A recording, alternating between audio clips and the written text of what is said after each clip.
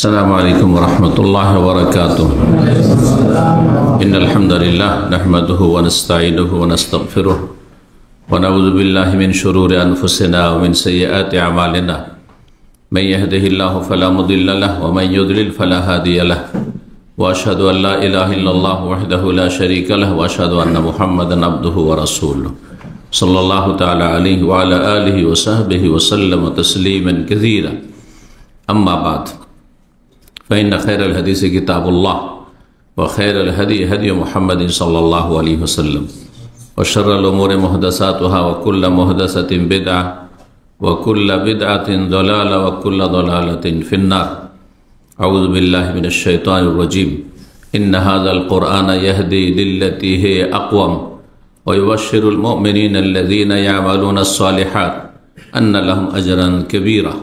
সম্মানিত দিনী ভাতৃমণ্ডলী, আল্লাহ রাব্বুল আলামিনের প্রশংসা এবং প্রিয় নবী সাল্লাল্লাহু আলাইহি সাল্লামের উপর অসংখ্য সালাত ও সালামের পর আজ বৃহস্পতিবার 9 রজব 1446 হিজরি মোতাবেক 9 জানুয়ারি 2025 আমাদের ধারাবাহিক বিষয়ভিত্তিক আলোচনা চলছে আমাদের পর্ব আকারে হক সম্পর্কে।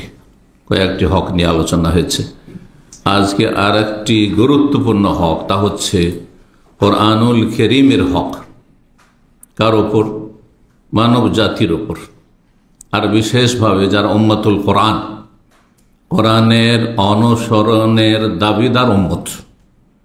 উম্মতুল কোরআন মানে মুসলিম, কোরআন কারীমের জাতি, মুসলিমদের ওপর কোরআন কারীমের বড় হক রয়েছে, অধিকার রয়েছে, পাওনা রয়েছে। সেগুলি কি ইনশাআল্লাহ তাআলা আজকে জানবেন। কারণ এগুলি জানা ছাড়া আপনি হক ঠিকভাবে আদায় করতে পারবেন না। আগে জানতে হবে, তারপরে পালন করতে হবে। জানেন না যে কোরআনের কি হক, হয়তো দু একটি বিষয় বোঝেন, কোরআনটা হেফজও করতে পারলে বিশাল কাজ করে দিলাম। আমার ছেলেকে হাফেজে করার বাড়িয়েছি। কোরআন পড়তে পারলে বিশেষ, বড় একেবারে বড় নেক আমল করে ফেললাম। আর কোরআন যদি তেলাওয়াত করি তাহলে অনেক নেকি পেয়ে গেলাম, ইত্যাদি ইত্যাদি। এতটুকু হয়তো এইরকম কিছু জ্ঞান আছে, বিক্ষিপ্ত, তাও ছড়িয়ে ছিটিয়ে, কারো কাছে কিছু হইল। কিন্তু সবগুলি হক যতক্ষণ পর্যন্ত না জানবেন ততক্ষণ সেই হকগুলি আদায় করা সম্ভব হবে না। যেমন আপনি বাবা মায়ের হক যদি নাই জানেন যে হক বা কি, তা কিভাবে আদায় করবেন বাবা মায়ের হক? আপনি একজন স্ত্রী যদি স্বামীর হক কি তা না জানে তাহলে কিভাবে আদায় করবে? একজন স্বামী যদি তার স্ত্রীর হকের কথা না জানে তাহলে স্ত্রীর হক কি করে আদায় করবে? অবশ্যই অবহেলা করবে, অবশ্যই সেখানে সে অন্যায় করবে, অবিচার করবে, হক নষ্ট করবে। যার ফলে এই বিষয়গুলি আমাদের প্রত্যেকের জন্য, কারণ প্রত্যেকে আমরা কোরআনে কারীমে বিশ্বাসী। আর যারা অবিশ্বাসী, অমুসলিম, তাদের জন্য কোরআনে কারীম নাযিল হয়েছে। হুদাল লিন-নাস, আল্লাহ বলছেন শাহরু রমাদান আল্লাযী উনজিলা ফীহিল কোরআন, রমজান মাসে কোরআনুল কারীম নাযিল হয়েছে। হুদাল লিন-নাস, বিশ্বজাহানের সমস্ত মানুষের জন্য হেদায়েত, দিক নির্দেশনা, সমস্ত মানুষকে রাস্তা দেখাতে এসেছে। কোরআন সমস্ত মানুষকে রাস্তা দেয়। হুদা মানে হচ্ছে রাস্তা দেখানো, দিক নির্দেশনা, কোন দিকে চলবে, কোন কথা বলবে, কোন কাজটি করবে, কোন ধরনের বিশ্বাস রাখবে, কোনটা ঠিক কোনটা ভুল। হুদাল লিন-নাস ওয়া বায়্যিনাতিম মিনাল হুদা, এবং তাতে কোনো রকমের জটিলতা নেই বুঝতে গিয়ে। সুস্পষ্ট দিক নির্দেশনা রয়েছে, সুস্পষ্ট হেদায়েত রয়েছে কোরআন কারীমে। কোরআন কারীমের শুধু আয়াতগুলো নিয়ে যদি আলোচনা করা যায় তাহলে আপনি মাসকে মাস আপনাকে আলোচনা করতে হবে, অথবা বড় বড় কিতাবাদে লিখতে হবে কোরআন কারীম সম্পর্কে। তো আমরা একটি আলোচনায় গুরুত্বপূর্ণ পয়েন্টগুলি এবং প্রত্যেকটির দলিল কোরআন কারীম থেকে অথবা রাসূলুল্লাহ সাল্লাল্লাহু আলাইহি ওয়াসাল্লামের সুন্নাহ হাদিস থেকে আপনাদের সামনে পেশ করার চেষ্টা করব। 10টি হক আপনাদের সামনে বর্ণনা করব। 10টি হক যেমন আমার ওপর রয়েছে কোরআন কারিমে, তেমন আপনাদের উপর রয়েছে। যেমন ভালো মানুষদের উপর রয়েছে, তেমন যারা অসৎ লোক তাদের উপর রয়েছে। যেমন মুসলিমদের উপর কোরআন কারিমের হক রয়েছে, তেমন অমুসলিমদের উপর কোরআন কারিমের হক রয়েছে। আল্লাহ আমাদেরকে যেন যথাযথ কোরআনুল কারিমের হক আদায় করার তৌফিক দান করেন। আয়াত একটি পাঠ করেছি কোরআন কারিম সম্পর্কে, সূরা ইসরা, যার অপর নাম সূরা বনী ইসরাইল। আয়াত নম্বর 9 আল্লাহ বলছেন, ইন্না হাযাল কুরআনা ইয়াহদি লিল্লাতী আকাম, নিশ্চয় এই কোরআন কারীম ইয়াহদি, রাস্তা দেখায়, দিক নির্দেশনা দেয়, লিল্লাতী হে আকওয়াম, সেই পথের, লিল্লাতী মানে লিত্তারিকাতিল্লাতী, সেই পথের দিক নির্দেশনা দেখায়, হে আকওয়াম, যেটি সবচাইতে সোজা, সবচাইতে সোজা রাস্তা। সে সোজা রাস্তা ছাড়া আর অন্য কোনো রাস্তা জান্নাতে পৌঁছাবে না। সোজা রাস্তা, হে আকওয়াম, কায়েম মানে হচ্ছে যেটি দাঁড়ানো, দাঁড়িয়ে আছে, তো সোজায় দাঁড়িয়ে আছে। এ কায়েম থেকে কামাই এখন থেকে আকওয়াম, যেই ব্যক্তি সোজা পথে চলে, সোজায় চলে, জীবনে বক্রতা নেই, তাকে মুস্তাকিম বলা হয়। যে রাস্তা সোজা তাকে সিরাতে মুস্তাকিম, ইহদিনাস সিরাতাল মুস্তাকিম। দেখেছেন, এই মুস্তাকিম থেকে, কায়েম থেকে হচ্ছে হে আকওয়াম, ইসম তাফজিল, সবচেয়ে বেশি সোজা রাস্তা, যে রাস্তায় কোন রকমের ঝুঁকি নেই, রিস্ক নেই, সেই রাস্তা দেখায় কোরআন কারীম। আর কি করে কোরআন? ইউবাশশিরুল মুমিনিনা আল্লাযীনা ইয়ামালুনাস সালিহাত, রাস্তা সবাইকে দেখায়, কিন্তু সুসংবাদ সবাইকে দেয় না। রাস্তা সকল মানুষকে দেখায়, সকল জিনকে দেখায়, কিন্তু ওয়াবাশশিরুল মুমিনিন, মুমিনদেরকে কোরআন সুসংবাদ দেয়, আশ্বস্ত করে। কিসের? মহাপুরস্কারের জন্য। কারা মুমিনিন? শুধু ইমানের দাবিদার না, জন্মসূত্রে মুমিন। আল্লাযীনা ইয়ামালুনাস সালিহাত, যারা ভালো কাজগুলি করে, ভালো কথাগুলি বলে, খারাপ কথা কাজ থেকে বেঁচে থাকে, যারা নেক জীবন যাপন করার জন্য সচেষ্ট হয়।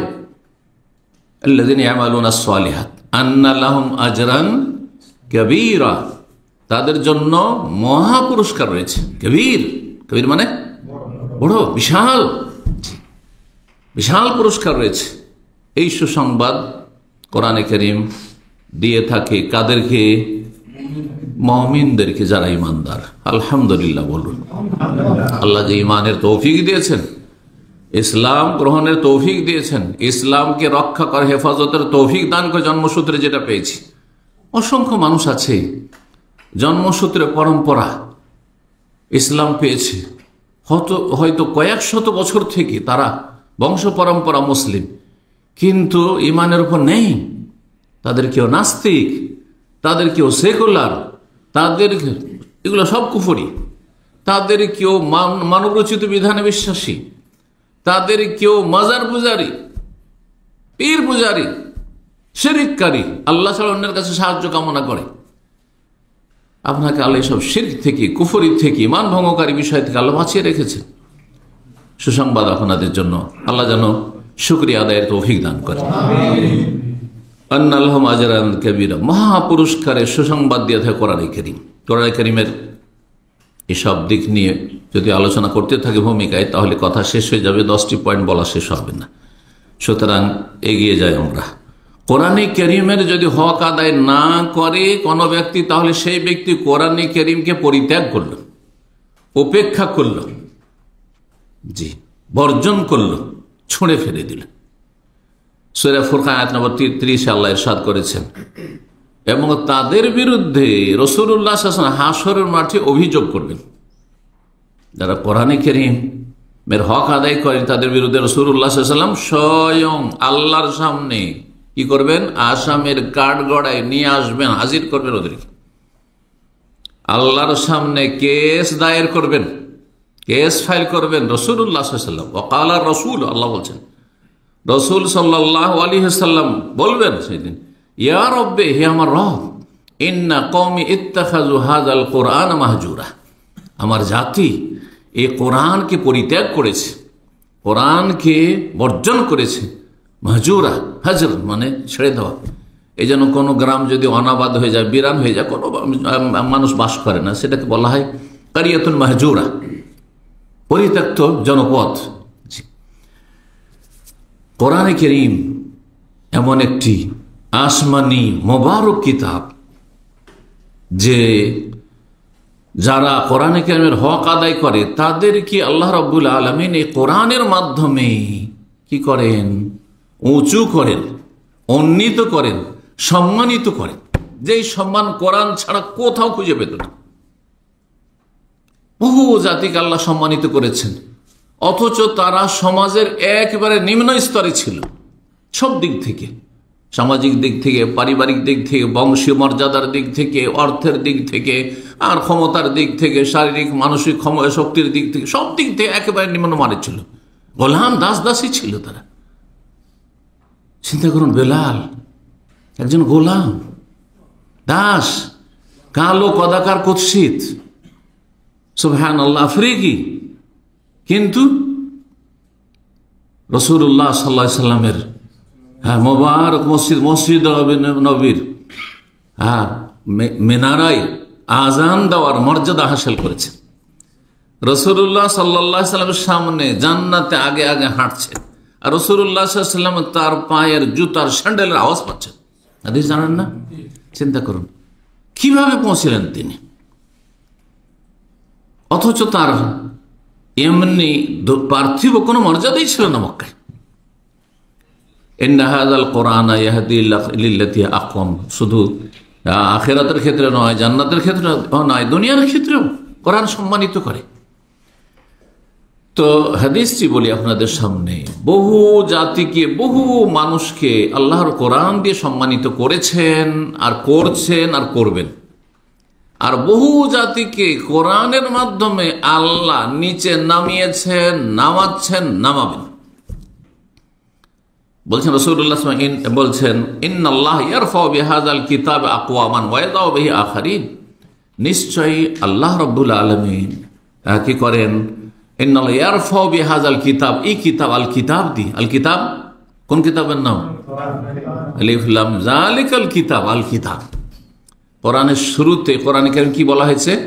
আল কিতাব, যেটি সবচাইতে মূল্যবান পুস্তক, গ্রন্থ, তাকে আল কিতাব বলা হয়।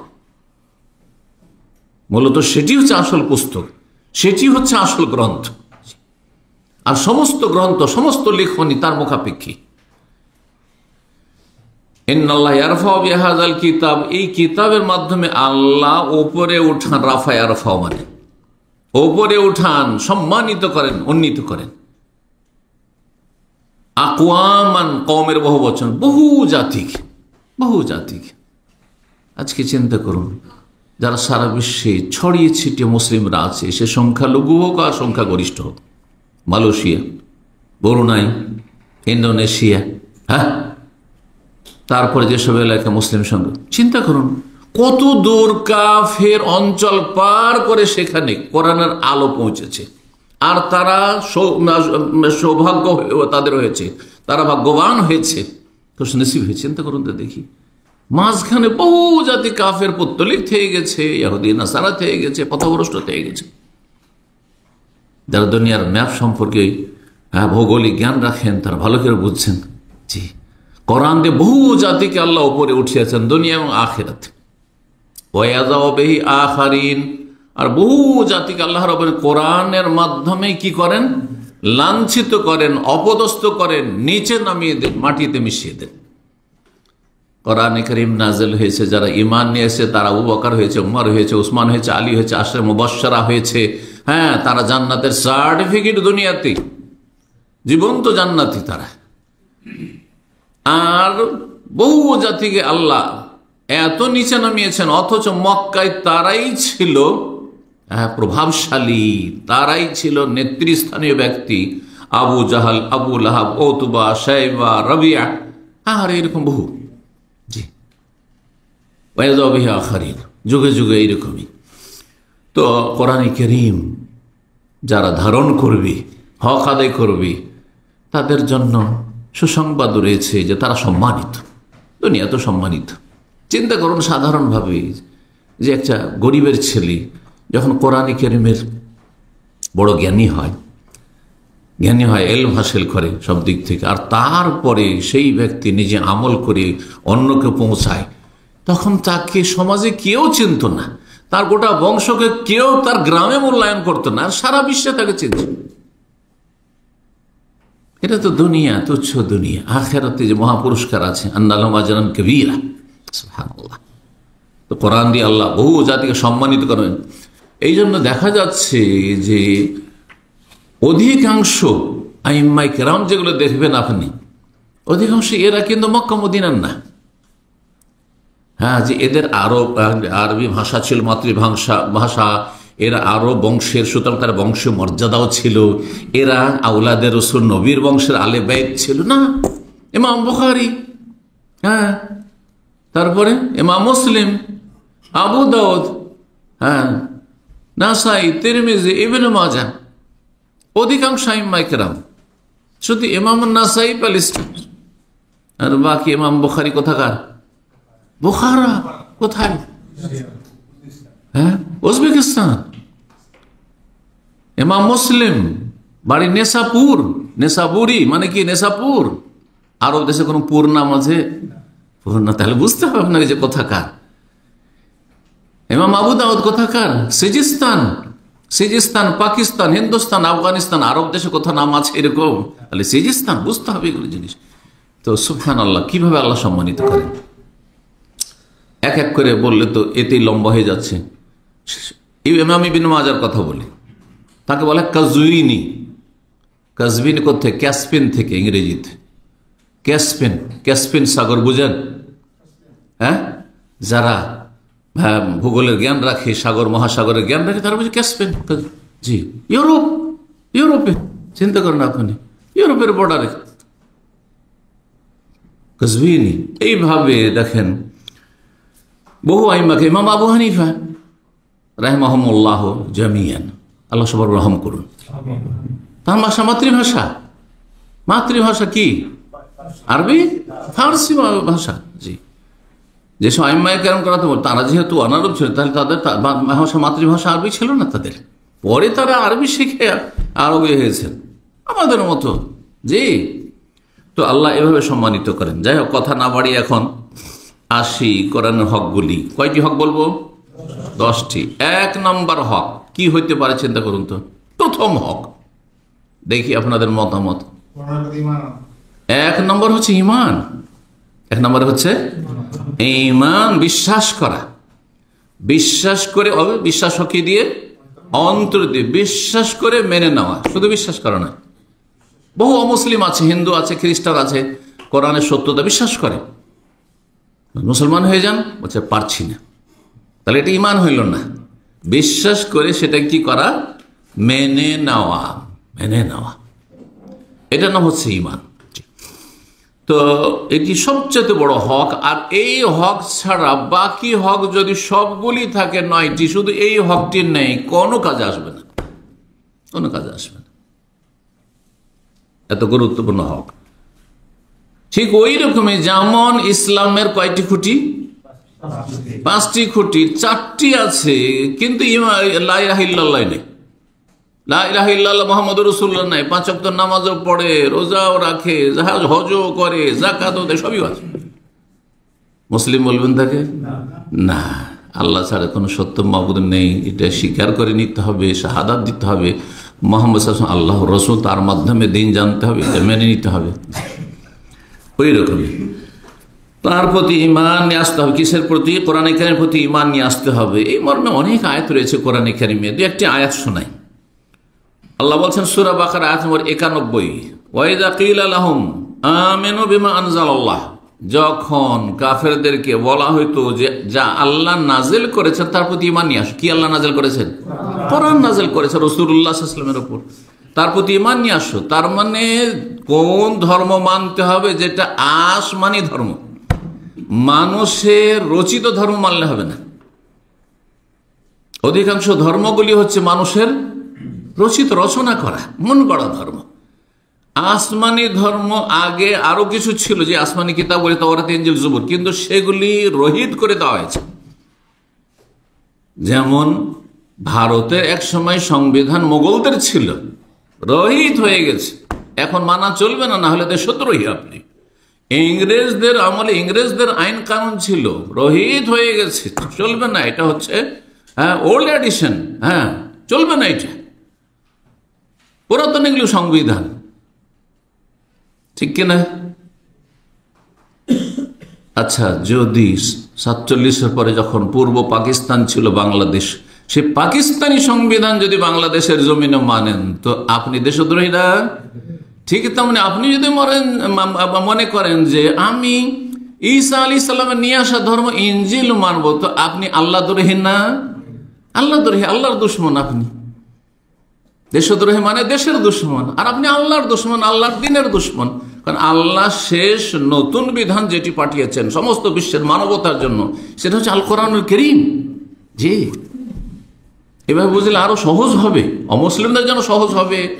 আর আমাদের মুসলিম সমাজে যারা দুনিয়ার শিক্ষায় শিক্ষিত, ওরা মনে করে সবগুলি ঠিক। এটা কুফরি কথা, সবগুলি ঠিক নয়। কোনো মানুষ যদি বলে যে বাংলাদেশের জন্য সবগুলি সংবিধান ঠিক, 71-এর পর সংবিধানও ঠিক, আর পাকিস্তানি সংবিধান ওইটাও ঠিক, তার আগে ইংরেজদের ছিল ওইটাও ঠিক, আর তারপরে মুঘল আমলে যে ইসলামী শাসন ছিল ওইটাও ঠিক, চলবে? মোটেই চলবে না।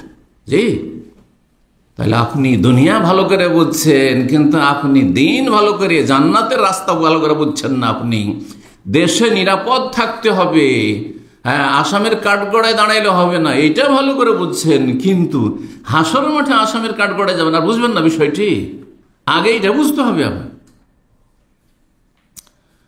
আল্লাহ বলছেন, যখন তাদেরকে বলা হয়তো আমেনু বিমা আনজালাল্লাহ, আল্লাহ যা নাযিল করেছেন তার প্রতি ঈমান নিয়ে আসো, কালু, তারা বলতো নুমিনু বিমা উনজিলা আলাইনা, বিশেষ করে ইহুদিরা, আমাদের জন্য নাযিল করা তাওরাত ওইটা মানবো।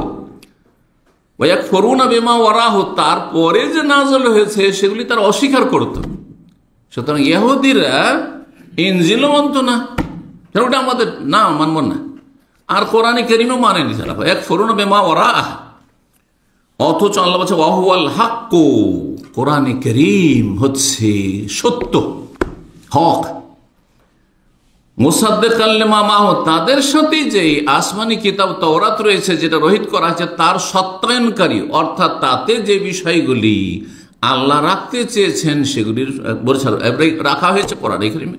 কোরআনে কারীমে বহু বিধান আছে যেটা মুসা আলাইহিস সালামের ধর্মে ছিল, আর বহু বিধানকে কি করা হয়েছে? রহিত করে দিয়ে নতুন বিধান নিয়ে আসা হয়েছে।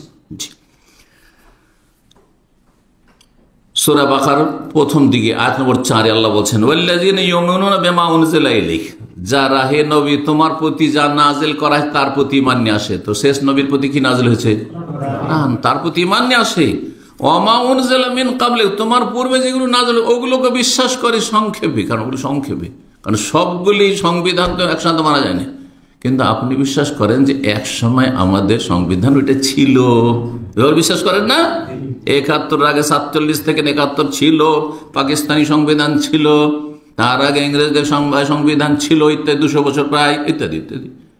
ওই রকম কোরআনে কারীমের প্রতি বিস্তারিত বিশ্বাস, প্রতিটি বিধিবিধান বিশ্বাস করে তা পালন করা। আর আগের আসমানি গ্রন্থগুলি আল্লাহর পক্ষ থেকে ছিল, সেগুলো মানবরচিত নয়, কিন্তু সেগুলি বিকৃত হয়েছে আর রহিত করা হয়েছে, এটা হচ্ছে বিশ্বাস। আর সেগুলি নবীদের উপর নাযিল হয়েছিল, এগুলো বিশ্বাস করা সংক্ষেপে। অবিল আখিরাত হুম ইউকিনুন, আর পরকালে তারা বিশ্বাস করে। সূরা মুহাম্মাদের 2য় আয়াত আল্লাহ তাতে কি বলেছেন?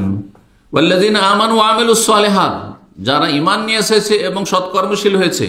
ওয়া আমানু বিমা নুযিলা আলা মুহাম্মাদিন, আরো স্পষ্ট, ওয়া আমানু বিমা নুযিলা আলা মুহাম্মাদিন, এবং তারা ঈমান নিয়ে এসেছে ওই বিধানের ওপর, ওই আসমানি কিতাবে যা নাযিল করা হয়েছে কার ওপর? মুহাম্মদ সাল্লাল্লাহু আলাইহি সাল্লামের উপর। জি, কোরআনে কারীম। জি, আল্লাহ কি দেবেন তাদেরকে। আর তারপরে কোরআন কারীম সম্পর্কে আল্লাহ কি বলছেন, যা নবীর প্রতি নাযিল করা হয়েছে, ওয়াহুয়াল হাক্কু মির রাব্বিহিম, সেটি হচ্ছে তাদের রবের পক্ষ থেকে, মানব জাতির মালিকের পক্ষ থেকে, রবের পক্ষ থেকে চিরসত্য এই কোরআন। কাফফারা আনহুম সাইয়্যাতিহিম, যারা কোরআনের প্রতি ঈমান নিয়ে আসবে, হ্যাঁ মুহাম্মদ সাল্লাল্লাহু আলাইহি ওয়াসাল্লামের প্রতি যারা তার প্রতি ঈমান নিয়ে আসবে, তাদের গুনাহগুলি আমি মোচন করে দেব। ওয়া আসলাহা বালাহুম, এবং তাদের অবস্থা আল্লাহ সুন্দর করে দেবেন। অবস্থা সুন্দর করা, সার্বিক অবস্থা, পার্থিব অবস্থা আর পারলৌকিক অবস্থা। দুনিয়াতেও আল্লাহর গজব থেকে বেঁচে থাকবে, আল্লাহর সন্তুষ্টি হাসিল করবে, আল্লাহর জমিনে চলছে, আল্লাহ রাজি আছেন, আল্লাহর গজব নামে না তাদের উপর। আল্লাহ রাব্বুল আলামিনের রহমত রয়েছে তাদের জন্য, আর আখিরাতে তাদের জন্য রহমত, অনুগ্রহ, জান্নাত রয়েছে। কাফফারা আনহুম সাইয়্যাতিহিম ওয়া আসলাহা বালাহুম। 2 নম্বর হক কি হতে পারে? 2 নম্বর হক, জি, কোরআনে কারীমের জ্ঞান অর্জন করা। কি করা? জ্ঞান অর্জন করা। কারণ জ্ঞান অর্জন না হইলে বিশ্বাস, যদি বিশ্বাস করবেন কি, তাহলে জ্ঞান অর্জন করতে হবে। খুব গুরুত্বপূর্ণ হক, কিন্তু আপনি জানছেন না তো কি বিশ্বাস করবেন? যে কোনো বিষয়ে বিশ্বাস করতে হয় আর কর্ম করতে হয়, কি করতে হবে? আগে জানতে হবে, জানতে হবে। এই জন্য এলেমের গুরুত্ব একদিক থেকে আপনার আমলের আগে, আর ইমানটা আমল, জানেনই না আল্লাহ পরকাল কি, হ্যাঁ ইমান কি, ইসলাম কি, হ্যাঁ কোনটা বিশ্বাস করব, কোনটা বিশ্বাস করব না। আরে বিশ্বাস তো 2 রকমই আছে। কেন আমাদের এক শ্রেণীর ভারত, বাংলাদেশ, পাকিস্তান মুসলিমদের বিশ্বাস নয় যে আল্লাহর নাম তো বিনা ওযুতে নিলে অসুবিধা নেই, রসুলের নাম নিলে অসুবিধা নাই, কিন্তু বড় পীর আব্দুল কাদের যে নাম বিনা ওযুতে যদি নেন তাহলে কি হবে? কসম পড়বে। আবার কয়টা? 2.5টা। এটাও তো বিশ্বাস, কিন্তু কি বিশ্বাস? কুফরি বিশ্বাস। এই বিশ্বাস দুনিয়া আখিরাত সব বরবাদ করে দিবে। এইটিও হিন্দুদের বিশ্বাস। দোষ দিচ্ছেন আপনি হ্যাঁ মুসলিমদের, হ্যাঁ ইহুদি খ্রিস্টানদের বিশ্বাস।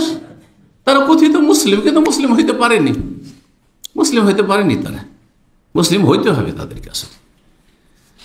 জি, এই জন্য বিশ্বাস হইতে হবে সঠিক জ্ঞান অনুযায়ী। জ্ঞানটাও যদি ভুল থাকে, জ্ঞান আছে কিন্তু ভুল জ্ঞান আছে, তাহলে ওখানেও সমস্যা।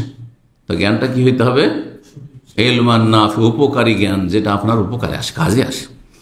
শিখতে হবে, যখন শিখতে হবে তাহলে কিছু লোককে শিখাইতে হবে।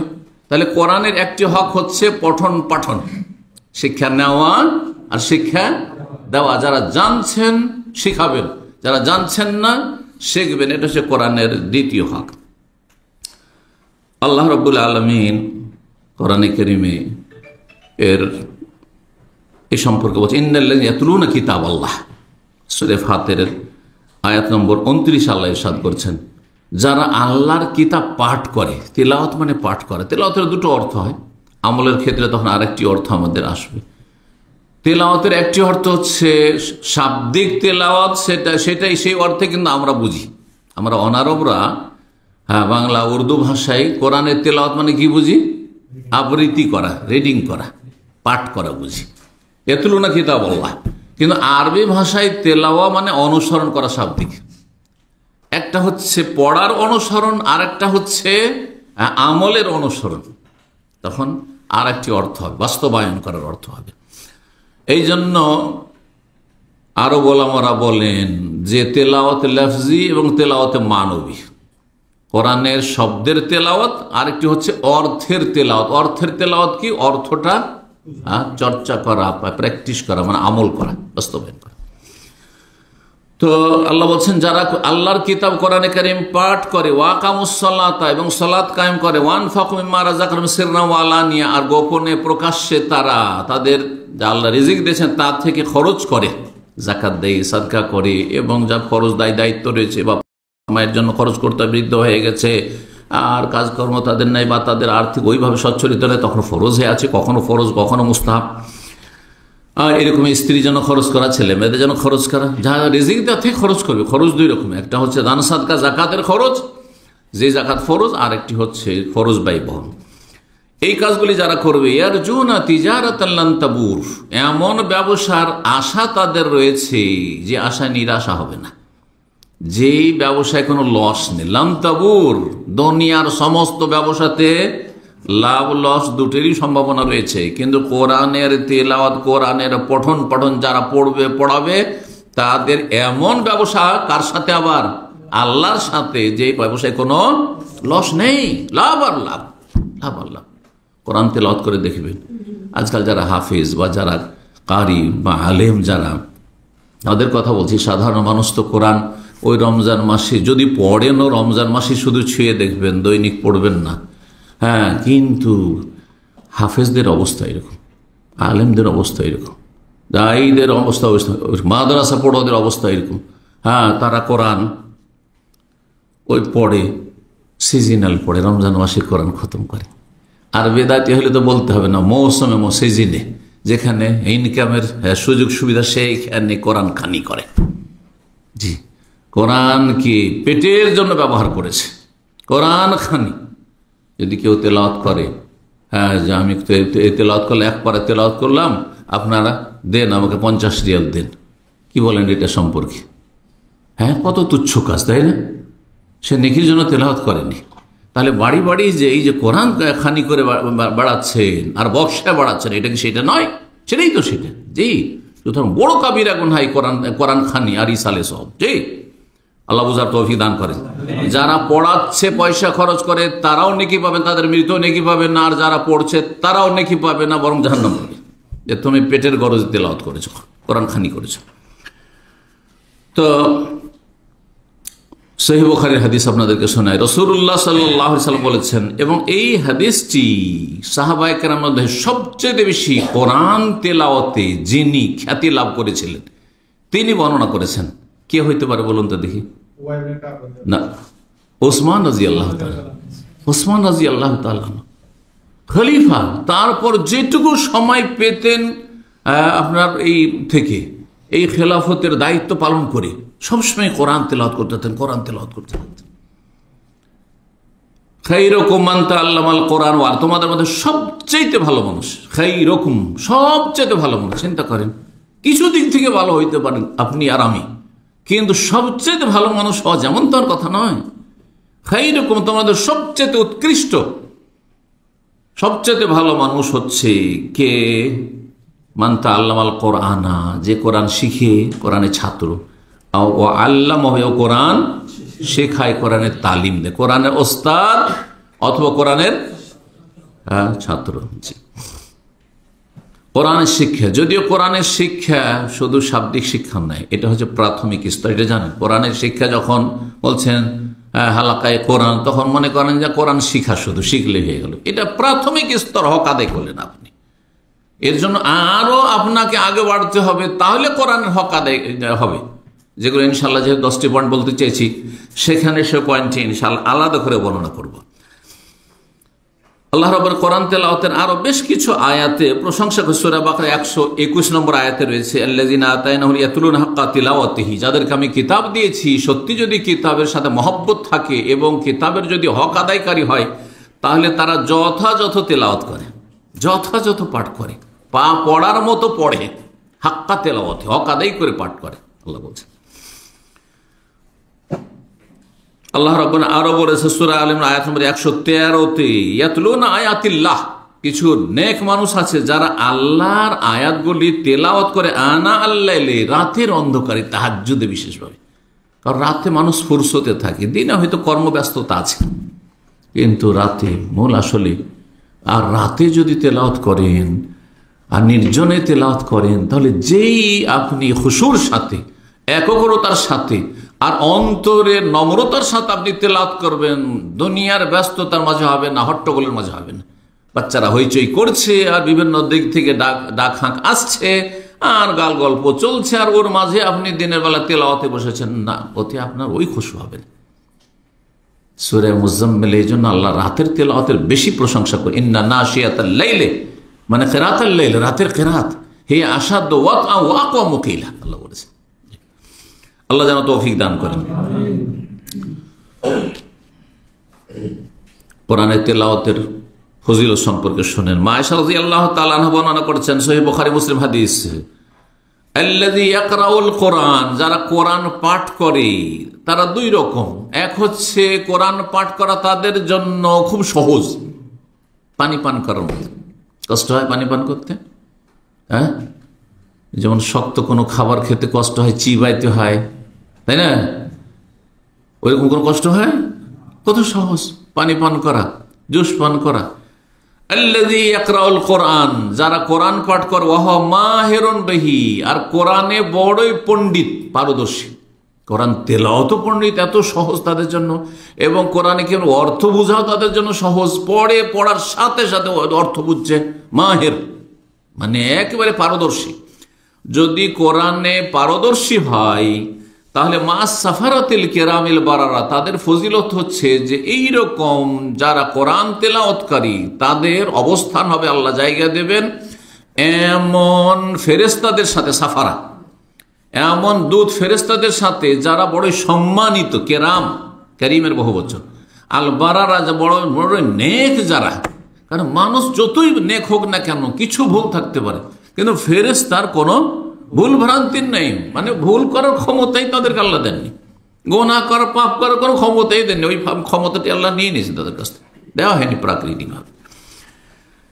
আর এক শ্রেণীর মানুষ আছে পড়ছে বড়ই কষ্ট করে, জিম আর জায় পার্থক্য করা খুবই কষ্ট হয়ে যাচ্ছে, জাল উচ্চারণ বড়ই কষ্ট হয়ে যাচ্ছে, দদ তো আরো মুশকিল, হয় দিচ্ছে দদ বানিয়ে, হ্যাঁ, আর না হলে একবারে জদ বানিয়ে দিচ্ছে, বড়ই কষ্ট হচ্ছে। আর তারপরে কোথায় মদ কতটা বাড়বে আর কোথায় কি হবে তাও দিশেহারা, দিল তো বাড়িয়ে দিল, হ্যাঁ, একবারে যেখানে বাড়াইতে হবে না লম্বা টান দিল, হ্যাঁ, আর যেখানে লম্বা টান দিতে হবে কিছু সেখানে একেবারে সেখানে স্টপ করে দিল। এই যে তেলাওয়াত, মানে এত ভুল যেন না হয়, যথাসাধ্য ভালো করার চেষ্টা করতে হবে। কিন্তু তারপরও অনেকে আছে যে বয়স হয়ে কোরআন শিখেছে বড় হয়ে, আর সে অনারব, হ্যাঁ, জিভা সোজা করা সম্ভব নয়। ভুল পড়ে অভ্যাস হয়ে যাওয়ার পরে বা অন্য ভাষা বলার পরে তারপরে আরবি ভাষা শুদ্ধ উচ্চারণ এত সহজ বিষয় নয়। তাই বলছেন আল্লাযী ইয়াকরাউল কোরআন, যারা কোরআন পাঠ করে, ইয়াতাতাফি, কিন্তু পড়ে বড় কষ্ট করে, ইয়াতাতাফি মানে তোতলামি চলে আসে, শুদ্ধ উচ্চারণ হয় না, চেষ্টা করে, ওয়া হুয়া আলাইহি শাক্কুন, যখন চেষ্টা করে বড় কষ্ট হয় তাকে। এই নয় যে বাংলা ভাষা পড়ার মতো, মাতৃভাষা পড়ার মতো, শাক্কুন বড় কষ্ট হয় তাকে পড়তে, তারপরও ছাড়ে না, ছোড় বান্দা কোরআন পড়তে থাকে। লাহু আজরান, তাকে আল্লাহ ডবল নেকি দিবেন। ডবল কেন দিবেন? আপনি এত কষ্ট করে পড়ছেন, ভুলও হয়ে যাচ্ছে, আর বেশি এগোতে পারছেন না, এক পারা কোরআন পড়তে আপনাকে 1 ঘন্টা লেগে যাচ্ছে, তারপরে কোনো ডবল নেকি পাবেন? এই জন্য যে দুটো মেহনত করছেন, একটা হচ্ছে পড়ছেন আপনি, আর একটি কষ্ট করছেন, এই দুটোর জন্য দুটো নেকি ডবল। আর তার মানে কি, যারা কষ্ট করে পড়ছেন সাধারণ মানুষ তারা, তাহলে যারা কোরআনে পারদর্শী তাদের সাথে বেশি নেকি পেয়ে গেলেন নাকি? না, এদেরকে ডবল শুধু দেওয়া হলো, কিন্তু ওদেরকে উচ্চ স্থানে উঠিয়ে দেওয়া হয়েছে, জিবরাইল, মিকাইল, ইসরাফিলের সাথে উঠিয়ে দেওয়া হয়েছে। শুধু তাদের মর্যাদা অনেক উঁচা।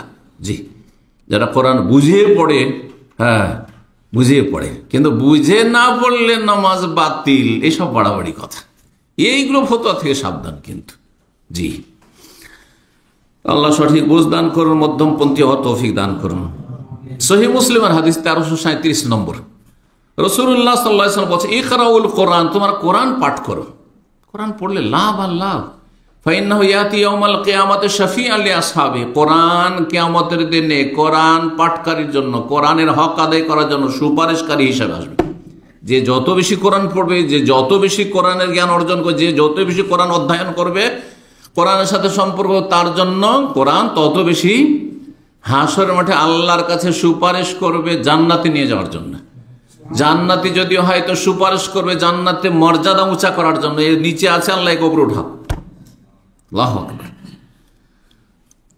মুসনাদ আহমদ, আবু দাউদ, নাসাই, তিরমিজি, এই 4টি কিতাবে আছে, হাদিসটি আছে, আল্লামা আলবানী সহিহ বলেছেন, খুব গুরুত্বপূর্ণ হাদিস। ইউকালু লি সাহিবিল কোরআন, কোরআনের পাঠকারী, সাহেবে কোরআন মানে কোরআন যে পাঠ করে, কোরআনে যে বিশ্বাসী, হ্যাঁ, কোরআনে যে হকগুলি আদায় করে সাহেবে কোরআন তো শুধু কোরআন পাঠ করে শুধু হয় না, কোরআন পাঠ করে হাফেজ মুখস্থ রেখেছেন, আমল করে না, চলবে? কোরআনওয়ালা হইল না। কোরআনওয়ালা ব্যক্তিকে, যে কোরআনের হক আদায়কারী, তাকে বলা হবে কিয়ামতের দিন আর যে বেশি বেশি তেলাওয়াত করেছে, বেশি বেশি মুখস্থ করেছে, বেশি বেশি বোঝার চেষ্টা করেছে, এই কোরআন হাসরের মাঠে আল্লাহ বলবেন, জান্নাতে যখন আল্লাহ দিচ্ছেন যে জান্নাতে চলে গেছে, তারপরে আল্লাহ বলবেন যে কোরআন এখন পড়তে থাকো, তো পড়ো আর লিফটে উঠো, পড়ো আর কি করো, লিফটে উঠো, একরা পড়ো, ওয়ার্তাকে আর ওপরে উঠো। তো ওপরে কি দিয়ে উঠতে হবে? হ্যাঁ, লিফট দিয়ে উঠতে হয়, আর নাহলে সিঁড়ি বয়ে উঠতে হয়।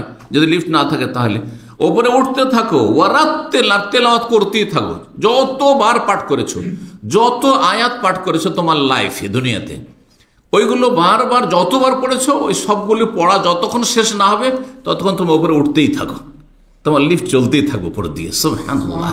জি, ওরাত্তেল কামা কুনতা তুরাত্তিলু ফিদ দুনিয়া, যেমন দুনিয়াতে তুমি তেলাওয়াত করতে ওইভাবে তেলাওয়াত করো আর উপরে উঠতে থাকো। আল্লাহ, আমার এখনো তেলাওয়াত শেষ হয়নি, আমি এতবার পাঠ করেছি, আরো পড়ো, পড়ো আর চলো উপরে উঠো। আল্লাহু আকবার। ফাইন্নামা নাযালাতাকা ইনদা আখির আয়াতিন তাকরাউহা, তোমার মর্যাদা তা কি হবে? উন্নীত হবে, নির্ধারিত হবে। কোন জায়গায় গিয়ে থামবে? কোন জায়গায় গিয়ে? শেষ আয়াত যে দুনিয়াতে পড়েছো, মরার আগে যে শেষ আয়াত পড়ে তুমি মারা গেছো, ওই প্রথম দিক থেকে যতবার পড়েছো আর যত পড়েছো, পড়তে পড়তে পড়তে শেষ আয়াতটি পড়ে যে দুনিয়া থেকে বিদায় নিয়েছো, আর তোমার দুনিয়ার আমল শেষ হয়েছে, ওই আয়াতে গিয়ে তুমি থামবে, ওইখানে তোমার মর্যাদা। আল্লাহু আকবার। কত বড় মর্যাদা কোরআন কারীম পাঠকারীর জন্য। আল্লাহ যেন আমাদেরকে সেই দলে সামিল করেন। কয়টি হক বললাম? দুইটি হক হয়েছে। তো 3 নম্বর হক তাহলে, তা হচ্ছে কোরআনের প্রতি আমল করা। কি করতে হবে? আমল করা। যেটা বিশ্বাসের বিশ্বাস, যেটা এবাদতের সেই অনুযায়ী এবাদত করা, যেটা আখলাক চরিত্রের ব্যবসা বাণিজ্য লেনদেন আদান প্রদান, হ্যাঁ, সেগুলি সেইভাবে করা। সুতরাং কোরআনের প্রতি বিশ্বাস, যে এগুলো আল্লাহর আয়াত, আল্লাহর আসমানি সিলেবাস, হ্যাঁ, আর তারপরে যে আকীদার বিষয়, ওয়াবুদুল্লাহ ওয়ালা তুশরিকু, এক আল্লাহর ইবাদত করো, শরীক করিও না। হ্যাঁ, আল্লাহ যদি তোমাকে কোনো রোগে আক্রান্ত করেন, কোনো শক্তি ভালো করতে পারে না, কোরআনে নেই?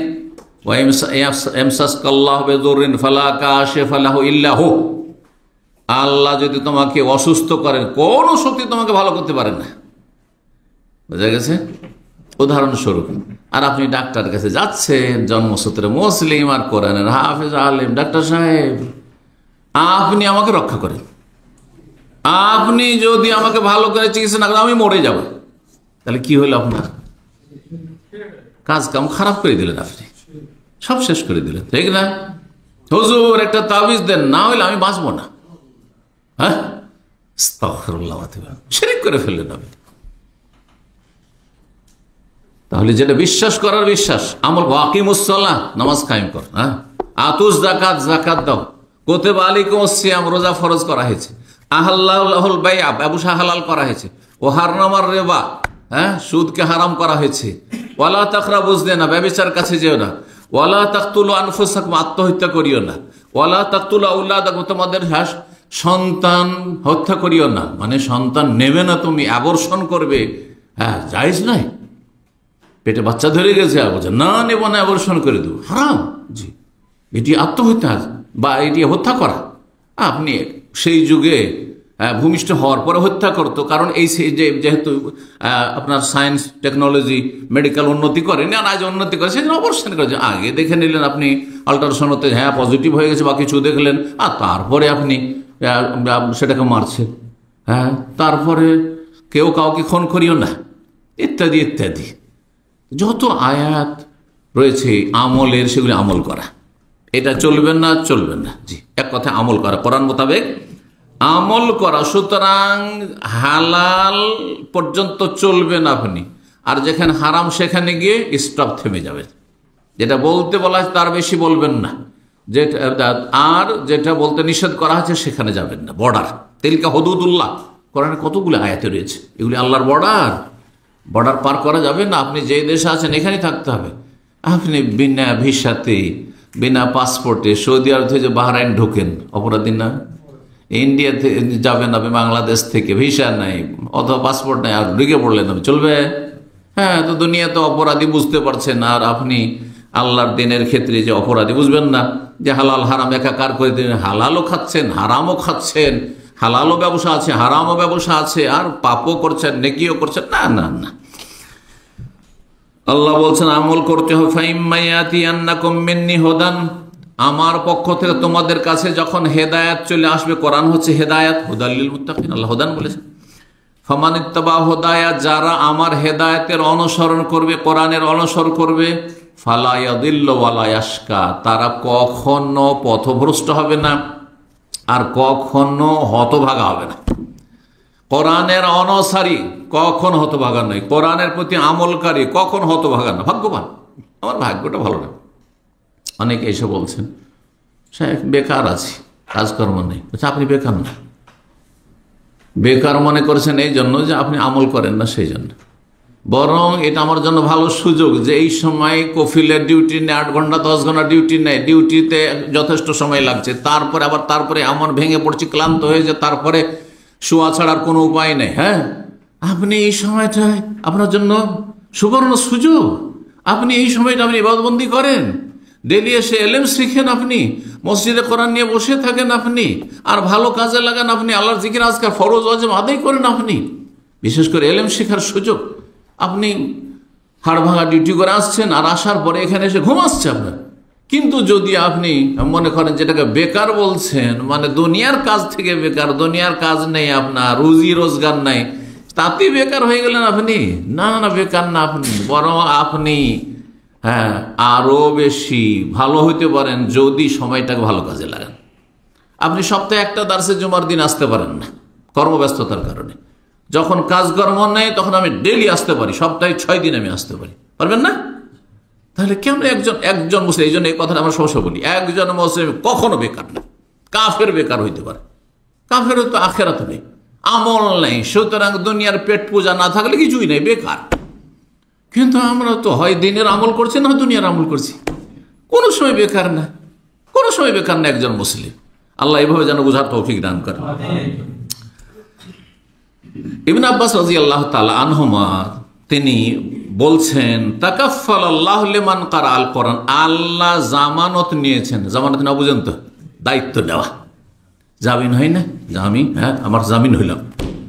তো আল্লাহ দায়িত্ব নিয়েছেন স্বয়ং, কার জন্য? লিমান ক্বারা আল কোরআন, ওই সব ব্যক্তিদের জন্য যারা কোরআন পড়বে, ও আমেলা বিমা ফিহি, আর আমল করবে, কোরআন অনুযায়ী আমল করবে। কি দায়িত্ব নিয়েছেন? আল্লাহ ইয়াদিল্লা, যে সে পথভ্রষ্ট হবে না।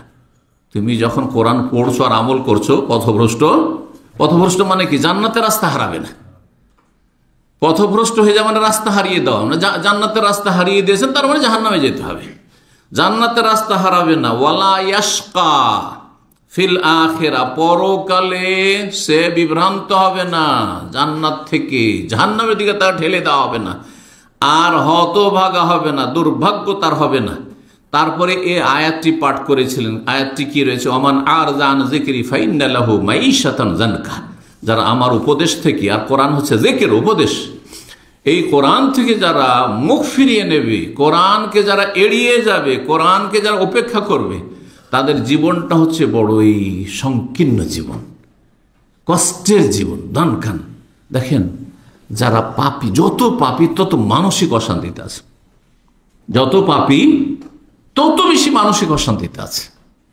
ভাবছেন যে এরা তো বড় আমোদ ফুর্তি করছে, জিনা ব্যভিচার শেষ নেই, আর হারাম খাওয়ার শেষ নেই, আর তাদের কি আর বলবো, হ্যাঁ যত পাপ, কোনো পাপ ছাড়ে না এরা, যা ইচ্ছা তাই করে, যা ইচ্ছা তাই বলে, যেমন ইচ্ছা তেমন, যখন ইচ্ছা ঘুমায়, যখন ইচ্ছা উঠে, যখন ইচ্ছা যা ইচ্ছা তাই বলে আর করে, খুব সুখে আছে। সারা পৃথিবীর পরিসংখ্যান বলছে, যারা যত বেশি আল্লাহর দিন থেকে দূরে, তারা তত বেশি আত্মহত্যা করে এবং ডিপ্রেশনে ভুগছে। আর যত বেশি দিনদার পরেশগার, জীবনে দেখেছেন দিনদার পরেশগার লোক সত্যিকার অর্থে ইসলাম বুঝে এবং আমল করে আত্মহত্যা করেছে, অসম্ভব কথা, অত সহজ না বিষয়টি। ডিপ্রেশনে ভুগবে না, মানসিক কোনো অশান্তি হবে না, কারণ যে কোনো অবস্থায় ও জানছে যে আমার সবটাই ইবাদত, যদি আল্লাহর কাছে কিছু পাই শুকরিয়া আদায় করো, সেটাও ইবাদত, না পায় যদি আল্লাহ কষ্টে রাখেন তো সবর করব, সেটাও এবাদত। ইন্নাল্লাহ মাস, আল্লাহ আমার সাথে আছেন। হ্যাঁ, ইন্নাল্লাহ মাস সাবেরি, ধৈর্যশীলদের সাথে আল্লাহ আছেন। এগুলো হচ্ছে আমাদের সম্বল, সুখেও সম্বল, দুঃখেও সম্বল। কোনো অবস্থায় আমরা নিরাশ হব না এবং আমরা কোনো উদ্বেগ অনুভব করব না। আল্লাহ যেন হেফাজত করেন। আমান আরাজ আন যিকরি ফাইন্নাহু লাহু মাঈশাতান নাহশুরুহু ইয়াওমাল কিয়ামাতি, কিয়ামতের দিনে অন্ধ করে আল্লাহ উঠাবেন বলছেন। ইবনে আব্বাস রাদিয়াল্লাহু তাআলা আনহু এই কথাটি যে বললেন, আল্লাহ জামানত নিয়েছেন কোরআন পাঠকারী আমলকারীদের জন্য যে তারা কখনো বিভ্রান্ত হবে না জান্নাতের পথ থেকে, এবং তারা কখনো হতভাগা হবে না, ভাগ্য খারাপ তাদের হবে না। এই কথাটি ইমাম ইবনে তাইমিয়া রাহিমাহুল্লাহ তার মাজমুয়া ফাতাওয়া 37 খণ্ডে রয়েছে, তার তৃতীয় খণ্ড 410 পৃষ্ঠায় উল্লেখ করেছে। অত্যন্ত গুরুত্বপূর্ণ কথা। আল্লাহ আমাদের জামানত নিয়েছে, আল্লাহ স্বয়ং আমাদের দায়িত্ব, যিনি সবকিছুর মালিক, তিনি আপনার জিম্মেদারি নিয়েছেন, দায়িত্ব নিয়েছেন। আমলের গুরুত্ব সম্পর্কে আরেকটি হাদিস শোনায় সহিহ বুখারী 4671 নম্বর হাদিস। আবু মুসা আশআরী রাদিয়াল্লাহু তাআলা আনহু বলছেন যে আল মুমিন আল্লাযী ইয়াকরাউল কোরআন, যেই ঈমানদার ব্যক্তি কোরআন পাঠ করে, ওয়া ইয়ামালু বিহি, এবং কোরআন অনুযায়ী আমল করে, কাল উতরুজ্জা, সে হচ্ছে উতরুজ্জা ফলের মতো। উতরুজ্জা ফল এক ধরনের আপনার এমন লেবু যেটি আজকাল ধরেন আপনার এই যে পর্তুগাল দেখছেন না, মৌসুমি, যেটাকে বাংলা কি বলছেন এটাকে, পর্তুগাল এখানকার মৌসুমি, অথবা কমলা লেবু বলি, তাহলে আরো বুঝতে সুবিধা, তাই না? কমলা লেবুর কি আছে, স্বাদও আছে আর একটা ঘ্রাণও আছে। যদি উতরুজ্জা এর কাছাকাছি, তাতে সেন্টও আছে, ঘ্রাণও আছে কমলা লেবুর মতো, আর খেতেও স্বাদ আছে উতরুজ্জা। মদিনা ইউনিভার্সিটিতে যখন এই হাদিসটি আমাদের ওস্তাদ প্রফেসর আল কাসিমের ছিলেন, তিনি ডক্টর, পড়াতে এসেছিলেন, বুখারী দার্স ছিল আর এই হাদিসটি ছিল আমাদের, তখন তিনি উতরুজ্জা ফলটা নিয়ে এসেছিলেন। উতরুজ্জা ফল সেটি এক ধরনের সান্তারা, অনেকে সান্তারা বলেন, বুঝেন সান্তারা? জি হ্যাঁ। তো এক ধরনের ফল, আর তাতে সেন্টও আছে, তেমনই খেতেও স্বাদ। সেটি নিয়ে এসে দেখিয়েছিলেন। বলছেন যে যেই ব্যক্তি কোরআন পড়ে এবং আমল করে, যে দুটো কাজ করে, তাহলে দুটো গুণ তার মধ্যে আছে। তার উদাহরণ হচ্ছে এমন সান্তারার মতো তাইয়্যিবুন, যার স্বাদও কি মজা, আর ওয়ারিহু হাতে, তার ঘ্রাণও হচ্ছে বড়ই সুন্দর ঘ্রাণ। আর এক মুমিন আছে, ইমানদার ঠিকই আমল করে, কিন্তু লা ইয়াকরাউল কোরআন, গোটা বছর কোরআন খুলে দেখে না, কোরআন পড়ে না, বা কোরআন বুঝেও না, কোরআনের না তেলাওয়াত করে না, কোরআনের অর্থই বুঝে, কিন্তু আমল করে। তার মধ্যে একটি গুণ আছে, কি? ইমানের সাথে কি গুণ আছে? পাঠ করে না কিন্তু আমল করে। সুতরাং কাত্তামরা, তার উদাহরণ হচ্ছে খেজুরের মতো। সঙ্গেন খেজুর, কিছু পাবেন, সেন্ট নাই, হ্যাঁ, গ্রান নাই, কিন্তু কি মজা আর কি শক্তিশালী, হ্যাঁ, ফুড। ওয়ালা রিহা লাহা, কিন্তু তাতে কোনো সুঘ্রাণ নেই।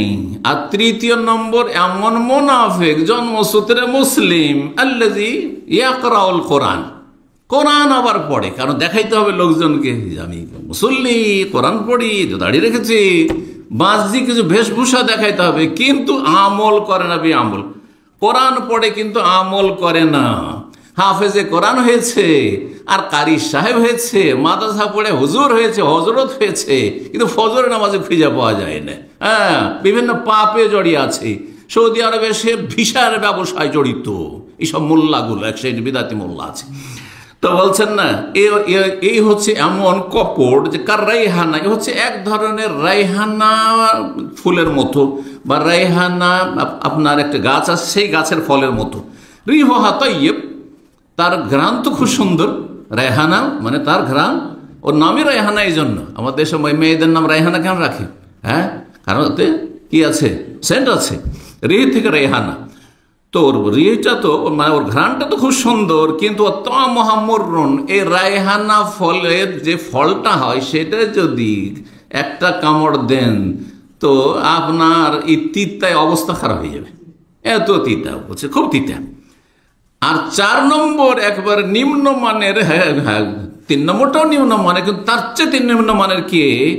এমন মুনাফিক যে কোরআন পড়েও না আর আমলও করে না। মুনাফিক কোরআন পড়েন না, আমলও করে না। কাল হানজালা, হচ্ছে হানজালা ফলের মতো। হানজালা ফল মানে হচ্ছে আমাদের দেশে যেটাকে মাকাল ফল বলে, বোঝেন? মাকাল বুঝেন? মাকাল ফল, এটা তো আমাদের দেশে প্রবাদ আছে। আরে এই মাকাল রে মাকাল, মানে এর মধ্যে হ্যাঁ কি বলছেন কেমন, এটা তামহা মুররুন, স্বাদ তো খুবই তিতা, আও খাবিসুন, বড়ই নোংরা স্বাদ, ও রিহুহা মুররুন, তাতে কিছু নেই কিন্তু দেখতে সুন্দর নাই। বলছে ওয়া খাবিস ওয়া রিহুহা মুররুন, এই হানজালা ফল এত তিতা আর এত দেখতে খারাপ। তাই বলছেন নবী সাল্লাল্লাহু আলাইহি সাল্লাম যে যেমন স্বাদটাও তিতা আর খবিস নোংরা, তেমনি তার হ্যাঁ কি রিহা, তার যে ঘ্রাণ সেটাও খারাপ, মুররুন সেটাও তিতা, মানে সেটাও বরদাস্ত করা যায় না। কয়টি হইল? তিনটি হয়েছে। 4 নম্বর কোরআনের হক হচ্ছে কোরআন দিয়ে সার্বিক জীবনে ফয়সালা নেওয়া, শুধু আদালতে নয়, ব্যক্তি জীবনে, আপনার জীবনে ফয়সালা, আপনার জীবনে কোনটা করব কোনটা করব না, এই ফয়সালা নিতে হবে কি থেকে? কোরআন থেকে। পারিবারিক জীবনে স্বামী স্ত্রী সম্পর্ক, তুমি কেমন চলবে আমার স্ত্রী হিসাবে, আমি তোমার সাথে কেমন চলবো, এটা হচ্ছে ফয়সালা, কোরআন দিয়ে ফয়সালা। সমস্যা হয়েছে স্বামী দাম্পত্য জীবনে, ছেলে মেয়েদের সাথে সমস্যা হয়েছে, বাপ ভাইয়ের সাথে সমস্যা হয়েছে, সমাধান নিতে হবে, পারিবারিক বিচার, সেটা কি দিয়ে হবে? কিন্তু আমাদের দেশে সামাজিক বিচারগুলি সব জাহিলিয়াতের বিচার হয়, সামাজিক বিচারে কোনো আলেমকে রাখা হয় না। আর যদি সে আলেম থাকে, সে জাহেল আলেম থাকে, মানে দেশাচার বিচার করে, দেশাচার, দেশে যেসব বিচার চলে, হ্যাঁ, নেতা মাথারা বিচার করে, চেয়ারম্যান মেম্বার প্রধান এরা যে বিচার করে, ওই সব বিচারই হয়। জি, এগুলো হচ্ছে জাহিলিয়াত। তো কোরআনের বিচারটা সর্বস্তরে হইতে হবে, রাষ্ট্রীয় সেই আদালত, সুপ্রিম কোর্ট, হাইকোর্ট, যতগুলি কোর্ট আছে সেখান থেকে শুরু করে আপনার বাড়িতেও, হ্যাঁ, আপনার ব্যক্তি জীবনেও সমস্ত বিচার আচার কার কাছ থেকে নিতে হবে? কোরআন থেকে ফয়সালা নিতে হবে, দিনের মৌলিক বিষয়গুলিতেও আর দিনের শাখা প্রশাখাতেও। দিনের মৌলিক বিষয় মানে সেগুলি হচ্ছে ইমানের বিষয়, আকীদার বিষয়, গুরুত্বপূর্ণ বিষয়, যেমন 5 ওয়াক্ত সালাত ফরজ, যদিও ইবাদত, 5 ওয়াক্ত সালাত ফরজ গুরুত্বপূর্ণ মৌলিক বিষয়। তারপরে যাকাত ফরজ বছরে একবার, রমজান মাসের রোজা ফরজ, এগুলো মৌলিক বিষয়। আর তারপরে রোজার নিয়ম কানুন, এগুলো হচ্ছে শাখা প্রশাখা, নিয়ম নীতিমালা, বাধা নিষেধ। তারপরে যাকাতের বিধিবিধান, মশলা। আর তারপরে ধরেন নামাজের তরিকা, নামাজে 1 রাকাতে কয়টি রুকু কয়টি সেজদা, আর তারপর রুকু আগে না সেজদা আগে, আর তারপরে কোনখানে কি পড়তে হবে। এখন কেউ যদি সামি আল্লাহ লিমান হামিদার জায়গায় যদি আল্লাহ আকবার পড়ে চলবে? সুবহানাল্লাহ পড়ে চলবে? যেমন আমাদের দেশের বেদাতি সমাজের অজ্ঞতা হচ্ছে যে ইমাম যদি ভুল করে দেয় তো কি বলে? আল্লাহ আকবার। হাদিস আল্লাহ আকবার আছে, আর হাদিস হচ্ছে কোরআনের ব্যাখ্যা। কি আছে? পুরুষ হলে সুবহানাল্লাহ, আর মহিলা যদি সতর্ক করে তাহলে এইভাবে তালি বাজ, এইভাবে না, কারণ এইভাবে তালি বাজানো কাফেরদের গান বাজানোর তালি, সেজন্য এটা নিষেধ। এইভাবে করুন, কথা বুঝতে পারছেন? জি। কিন্তু আমাদের দেশে ইমাম ভুল করে দিলে আল্লাহু আকবার, আল্লাহু আকবার, জি, তাহলে এটা কোরআনের ফয়সালা নিলেন না আপনি। এই জন্য বলছি মৌলিক বিষয়গুলিতে এবং খুঁটিনাটি যেসব শাখা প্রশাখা মাসাইল রয়েছে সেই ক্ষেত্রে, এমন কি আপনি আমিন জোরে বলবেন, নাচতে বলবেন, রফেদান কয়বার করবেন, শুধু তাকবীর তাহরিমাতে কি না, আর তারপরে আপনি সালাম আগে ডান দিকে না বাম দিকে, সমস্ত মাসাইল আগে, আত্তাহিয়াত না আগে আল্লাহুম্মা সাল্লি আলা মুহাম্মদ না আগে দোয়া মাসুরা, ইত্যাদি ইত্যাদি। নামাজের পরে কি বাধ্য বসে থাকতে আর তারপরে এই সম্মিলিত মোনাজাত করতে হবে না? হবে না, এটি সুন্নত না বিদআত? সব ফয়সালা কোরআন এবং কোরআনের ব্যাখ্যা হাদিস থেকে নিতে হবে। এটা হচ্ছে কোরআন থেকে বিচার নেওয়া। আর এর মধ্যেই হচ্ছে গুরুত্বপূর্ণ দণ্ডবিধান। চোরের শাস্তি 1 বছর জেল নয়, এটি কুফরি মতবাদ, মানব রচিত মতবাদ। জি। আর ধর্ষণ করে জবরদস্তি জেনা করেছে সেই জন্য সে অপরাধী, আর সাবালক সাবালিকে ব্যভিচার করেছে সেই জন্য অপরাধী নয়, হ্যাঁ, রাষ্ট্রীয় আইনের না, এটি জাহিলিয়াত, এটি পশ্চিমা কথা, ইহুদি নাসারাদের কথা এগুলো। জি, আল্লাহ যেন বোঝার তৌফিক দান করেন। আল্লাহ রাব্বুল সূরা নিসা আয়াত 65 বলছেন, ফালা ওয়া রাব্বিকা লা ইউমিনুন, হে নবী তোমার রবের কসম করে বলছি। কে বলছেন? আল্লাহ নিজে বলছেন, নবী তোমার রবের কসম করে, মানে কার কসম করছেন? নিজের সত্তার কসম করছেন আল্লাহ, নিজের শপথ নিজেই করছেন রব। লা ইউমিনুন, এরা মুমিন মুসলিম হতে পারবে না। কতক্ষণ, কতদিন পর্যন্ত? হাত্তা ইউহাক্কিমুকা ফীমা শাজারা বাইনাহুম, যতদিন তাদের মাঝে যত বিবাদমান বিষয়, যত সমস্যা রয়েছে সমস্ত সমস্যার সমাধান আপনার কাছ থেকে না নেবে। আর রসুলের কাছ থেকে নেওয়া মানে কোরআন থেকে নেওয়া, আর কোরআন ব্যাখ্যা হাদিস থেকে নেওয়া। আর তারপরে বিচার অনেক সময় নেই, কিন্তু নিরুপায় হয়ে নেই, সংকোচ বোধ করে, চক্ষু লজ্জায়, সাহস হলো না বলার, প্রতিবাদ করতে পারলাম না, নিরুপায় মানলাম। আদালতের ফয়সালা হয়ে গেছে আমার বিপরীত, আর অন্যায় ফয়সালা হয়েছে, তারপরে মেনে নিতে বাধ্য। কি জন্য বাধ্য? নিরুপায় সেই জন্য না, না ওইভাবে নয়। আল্লাহ তারপরে মনে যেন কোনো সংকোচ বোধ না থাকে, হারাজান সংকীর্ণতা, পারছি না এটা মেনে নিতে। যেন অনেকে বলে আমি নিজেকে মানাইতে পারছি না, আমি এটা মেনে নিতে পারছি না, আমি কেমন যেন লাগে। যেমন আজকালকার অধিকাংশ বাবা মায়েরা মেয়েকে জমি জায়গায় ভাগ দেয় না, আর দিল মাঠে ঘাটের এমন পচা সড়াগুলো যেগুলোতে ফসলটা ধরো ডুবা জায়গা দিল। রোড রাস্তা সব ছেলের জন্য, ছেলে সন্তানের জন্য, রাস্তার পাশে জমি জায়গায়। আর যে ফ্ল্যাট থাকে সব হচ্ছে ছেলেদের জন্য, দোকানপাট ব্যবসা বাণিজ্য থাকে সব ছেলেদের জন্য। তো কি লা ইউমিনুন, মুমিন হইতে পারবে না, জি মুমিন হতে পারবে না যতক্ষণ পর্যন্ত স্বতঃস্ফূর্তভাবে মেনে না নেবে। শুধু মেনে নিলে হবে না, যখন কোরআনে আছে কি করব, না হইলে তো দিতাম না রে বাবা। ছেলেদেরকে বলছে কি করব, না হইলে তো দিতাম না, হয়তো মানুষে কি বলবে সেই জন্য দিচ্ছি, না না চলবে না।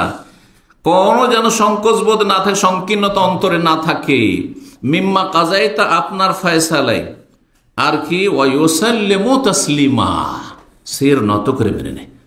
অনেক সময় মেনে নিলেন মন থেকে, কিন্তু শির নত করে মানছেন না, বাঁকা হয়ে মানছেন, টেড়া হয়ে মানলে হবে না। ওয়ায়ুসাল্লিমু তাসলিমা, মাথা ঝুঁকিয়ে মেনে নিতাম আল্লাহর বিধানের সামনে। জি আল্লাহ বলছেন, কত তাগিদের সাথে বলেছেন। আল্লাহ রাব্বুল আলামিন কোরআনে কারীমের অনেক আয়াতগুলিতে বলেছে, তার মধ্যে 3টি আয়াতের কথা। ওয়ামাল্লাম ইয়াহকুম বিমা আনজালা ফাউলাইকুমুল কাফিরুন ফাউলাইকুমুজ জালিমুন ফাউলাইকুমুল ফাসিকুন, যারা আল্লাহর নাজিলকৃত বিধান কোরআন দিয়ে ফয়সালা না করবে তারা হয় কাফের, না হয় জালেম, না হয় ফাসিক। তা 3 ভাগে বিভক্ত। কোরআনী আইন দিয়ে আপনি ব্যক্তি জীবনে, পারিবারিক জীবনে, অর্থনীতিতে, সমাজের ক্ষেত্রে আর রাষ্ট্রীয় ক্ষেত্রে, সমস্ত ক্ষেত্রে যদি আপনি বিচার না করেন, তাহলে 3-এর 1, হয় আপনার নাম কাফের, আর না হয় জালেম, না হয় পাপিষ্ট ফাসিক। 3-এর 1, মানে কোনো ভালো মুসলিম না। জালেম থাকলে খারাপ মুসলিম আপনি, ফাসিক হলো খারাপ মুসলিম আপনি, তাহলে ভালো মানুষ হতে পারছেন না আপনি, জি, যদি কোরআন দিয়ে ফয়সালা না নেন। গুরুত্বপূর্ণ বিষয়। তো কথা না বাড়িয়ে অনেক আয়াতে মর্মে রয়েছে, আর বলছি না। কয় নম্বর? তারপরে 5 নম্বর কোরআনে কারীমের হক হচ্ছে কোরআনে কারীমের অর্থ বুঝা। কি বুঝা? অর্থ বুঝা। অর্থ বুঝতে হবে। কোরআন তেলাওয়াত করছেন আপনি, কোরআন হাফেজ হয়েছেন। আমাদের যারা অনারব হাফেজ, ইন্ডিয়া, বাংলাদেশ, পাকিস্তানের হাফেজ, শুধু হাফেজ, আলেম হয়নি, অথবা ছোট মোটো একটা মৌলভী সাহেব হয়েছে, তো কোরআন তো বুঝে না। এই জন্য এমন এমন জায়গা থেকে কোরআন তেলাওয়াত শুরু করে দেয় যে আপনি আশ্চর্য হয়ে যাবেন, আর এমন জায়গায় গিয়ে থামে। যেমন ধরে সূরা কদরে আমাদের হাফেজরা শেষ আয়াতের আগের আয়াত বলেন, কি আয়াত রয়েছে? তানাজ্জালুল মালায়েকাতু ওয়ার রূহু ফিহা বিইজনি রাব্বিহিম মিন কুল্লি আমরিন সালামুন, হে আয়াতে গিয়ে থামে। সালামুন, না মিন কুল্লি, সালামে থেমে যায়। আমাদের দেশের হাফেজরা কেউ থামে, সালামে থেমে যায়, যেটা জায়েজ নয়, অর্থ ভুল। সালাম, তারপরে সালামে যদি থামেন তাহলে আপনাকে আবার রিটার্ন করতে হবে কোথায়? আবার সালামুন হেয়া থেকে শুরু করতে হবে। তা না করে কি করে? সালামে গিয়ে থেমে গেল, তারপরে হেয়া হাত্তা মাতলাইল ফাজর, ভুল পড়লেন আপনি, অর্থ ভুল হয়ে গেল আপনার। অথচ কি সালামুন হেয়া, হেয়ে থামতে হবে, মানে ওই রাতটি হচ্ছে শান্তি আর শান্তি, কদরের রাতটি। সালামুন হে কতক্ষণ পর্যন্ত? হাত্তা মাতলাইল ফাজর, ফজর উদয় হওয়া পর্যন্ত। দেখলেন, এমন জায়গা থেকে শুরু করলেন যেখানে হয়তো কথা শেষ হচ্ছে, সেখান থেকে শুরু করলেন। তাহলে আগের কথার সাথে প্রসঙ্গ চলে আসছে, প্রসঙ্গ তো বোঝা গেল না আপনার আয়াত থেকে। যেমন যদি কেউ যদি শুরু করে উলায়েকা আসহাবুল মাইমানা, উলায়েক মানে ওরা হচ্ছে ডানপন্থী। কারা? তার আগের আয়াত কি তাহলে পড়তে হবে? বহু উদাহরণ রয়েছে। তাহলে কোরআনের অর্থ বোঝা জরুরি। যদি কোরআন অর্থ না বোঝেন তবে বিভিন্ন ক্ষেত্রে ভুল করবেন আপনি, বিভিন্ন ক্ষেত্রে, এমনকি আমলের ক্ষেত্রে। কোরআনের হাফেজ কোরআন বিরোধী আমল করছে, কিন্তু একজন কোরআনের আলেম হবে, অর্থ বুঝছে, আয়াতটা যখন মনে পড়বে, আরে কি কাজ করছি আমি তো জানছি যে আল্লাহ কথা বলেছেন আমাকে, এটা তো আমাকে সম্বোধন করা হয়েছে। আকিমুস সালাহ ওয়ালা তাকরাবুজ জিনা, ব্যভিচারের কাছে যেতে নিষেধ করা হয়েছে। ওয়ালা তাকরাউল ফাওয়াহিশ, নোংরামি কাজে যেও না। হ্যাঁ, নোংরামি কাজ করে সমকামিতা, আউযু বিল্লাহ। ওয়ালা তাকরাউল ফাওয়াহিশার অর্থ যদি বুঝতো, তাহলে একজন হাফেজ, একজন কারিকে সমকামী হইতে পারে? এই বদ চরিত্র, নোংরামি চরিত্র থাকতে পারে? কখনো থাকতে পারে না। হয় বেআমল সে, আর না হলে জাহেল সে, অর্থে বোঝে না, শুধু রেকর্ড করেছে, এখানে ক্যাসেটে রেকর্ড করা আছে। হাফেজ সিম্পল হাফেজ হচ্ছে আমরা ক্যাসেটের ফিতার মতো। জি, আল্লাহ বোঝার তৌফিক দান করেন। তাহলে কি বলছিলাম, কোরআনের অর্থ বুঝতে হবে, এটা অত্যন্ত জরুরি। কারণ আল্লাহ আপনার থেকে কি চেয়েছেন কেমন করে বুঝবেন? শুধু তেলাওয়াত করে বুঝবেন? হ্যাঁ, এলেম অর্জন মানে অর্থের জ্ঞান অর্জন করতে হবে। কয় নম্বর হক হইল? 5 নম্বর। 6 নম্বর হক এখানে শুনেন, সেটা হচ্ছে কোরআনে কারীম নিয়ে অর্থ বোঝার পরে আর একটা পদক্ষেপ আছে। সেটা যদি করতে পারেন তাহলে ঈমান আপনার সতেজ হবে। হ্যাঁ, ঈমান অত্যন্ত শক্তিশালী হবে। সেটা হচ্ছে তাদাব্বুরে কোরআন, কোরআন নিয়ে গভীরভাবে চিন্তা করা। যখন কোরআনের ভিতরে ঢুকে যাবেন আপনি, গভীরভাবে চিন্তা করে দেখবেন, তখন আপনার জীবনে একটা বিপ্লব আসবে। হঠাৎ করে এমন চেঞ্জিং এসছে, ভাবাই যায় না যে আপনি এত পরিবর্তন কি করে গেলেন। এত আপনি সতর্ক যে একটা পয়সা এদিক ওদিক করেন আপনি। হ্যাঁ, এ একটা সন্দেহের জায়গাতে আপনি যেতে চান না। হ্যাঁ, এ একটা সন্দেহের জিনিস আপনি নিতেই চান না। আপনি কত সতর্ক, কত ছিলেন, খুব খারাপ ময়দানে ছিলেন আপনি, খুব খারাপ মানুষ ছিলেন। এটা হচ্ছে তাদাব্বুরে কোরআন। কোরআনের বেশ কিছু আয়াতে এদিকে আহ্বান করা হয়েছে। সূরা সাদের আয়াত নম্বর 29 আল্লাহ ইরশাদ করছেন, কিতাবুন আনজালনাহু ইলাইকা মুবারাক, আমি বরকতপূর্ণ কিতাব নাযিল করেছি হে নবী তোমার প্রতি। কি জন্য? লিয়াদাব্বারু আয়াতিহি, যাতে করে মানব জাতি কোরআনের আয়াতগুলি নিয়ে গভীরভাবে চিন্তা করে, গবেষণা করে।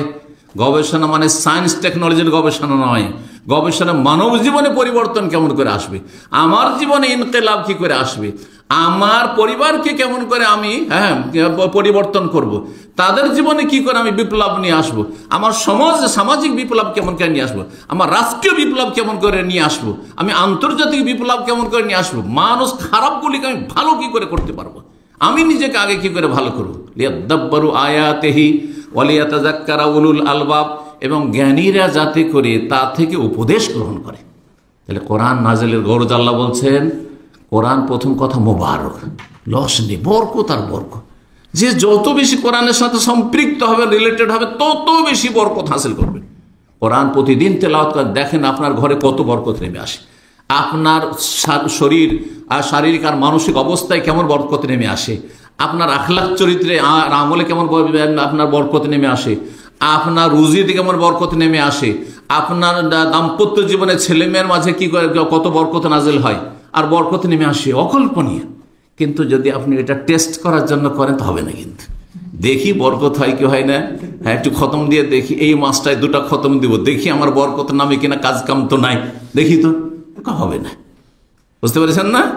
কোরআন ইয়ে নয়, সায়েন্স নয় যে টেস্ট করে দেখি, কারেন্ট নয় যে দেখি কারেন্ট আছে কি নাই দেখি তো, হ্যাঁ না না না, আপনাকে ঈমান ইয়াকিনের সাথে আপনাকে কি করতে হবে, গভীরভাবে কোরআন নিয়ে গবেষণা করতে হবে। ওয়ালিয়াতাযাক্কারা উলুল, জ্ঞানীরা তা থেকে উপদেশ নেবে আল্লাহ বলছেন। আল্লাহ কোরআন সূরা মুহাম্মদের আয়াত নম্বর 24 বলছে, আফালা ইয়াতাদাব্বারুনাল কোরআন, তারা কোরআন নিয়ে কি গভীরভাবে তাদাব্বর, গৌর ফিকির করে না, চিন্তা করে না, গবেষণা করে না। আম আলা কুলুবিন আকফালুহা, না তাদের অন্তরে তালামারা আছে, তালামারা আছে যে কোরআনকে ভিতরে নামাতে চান না। আল্লাহ সূরা নিসার আয়াত নম্বর 82 বলছেন, আফালা ইয়াতাদাব্বারুনাল কোরআন, তারা কোরআন নিয়ে কেন গভীরভাবে চিন্তা করে না। ওয়ালাউ কানা মিন ইনদি গায়রিল্লাহি লাওয়াজাদু ফি ইখতিলাফান কাসীরা, যদি আল্লাহ ছাড়া অন্যের পক্ষ থেকে মানব রচিত এই কিতাব হইতো, গ্রন্থ হইতো, তাহলে অনেক বিরোধ থাকতো, সাংঘর্ষিক হইতো। হ্যাঁ, সাংঘর্ষিক নয় কোরআন, একটি আয়াত বা একটি বিধান আর একটি বিধানের সাথে। কয়টি হক বললাম? 6টি। 7 নম্বর হক হচ্ছে কোরআনে কারীম থেকে চিকিৎসা নেওয়া। কিরকম চিকিৎসা?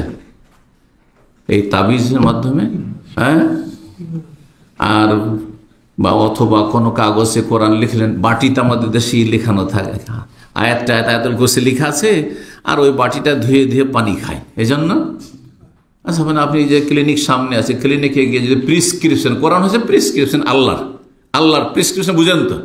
জি, আল্লাহর পথে প্রিসক্রিপশন, ডাক্তারের প্রিসক্রিপশন নিয়ে আসলেন, আর নিয়ে আসার পরে এটাকে সুন্দর করে একটা ভালো বাটিতে ধুইলেন, আর ধোয়ার পরে পানিটা যদি চুষে খান, লেখা আছে প্যানাডল নিতে হবে, তো আপনাকে বিপির ওষুধ নিতে হবে, আপনার কোলেস্ট্রলের ওষুধ নিতে হবে, সবগুলি ধুয়ে খেয়ে নিলেন, আপনি ভালো হবে রোগ? না। যখন এই রোগ ভালো হয় না, ঠিক ওই রকমই কোরআন ধুয়ে ধুয়ে পান করার জন্য নয়। আর কোরআন আপনার এই আচ্ছা প্রিসক্রিপশনটা যদি আপনি ভালো দামি তাবিজে ভরে বেঁধে রাখেন, কাজ হবে? হ্যাঁ, হবে না। কোরআন ওই রকমই, কোরআন বেঁধেও কাজ হবে না, যেমন ডাক্তারের প্রিসক্রিপশন যদি আপনি তাবিজ আকারে বেঁধে রাখেন তা আপনার রোগ ভালো হবে না। তাহলে প্রিসক্রিপশনটা কি করতে হবে? নিয়ে ফার্মেসিতে যেতে হবে, ওষুধ নিতে হবে, যেইভাবে যতবার ব্যবহার করতে হবে, যেই নিয়মে ব্যবহার করে সেই নিয়মে সেবন করতে হবে আপনাকে, ঠিক কিনা?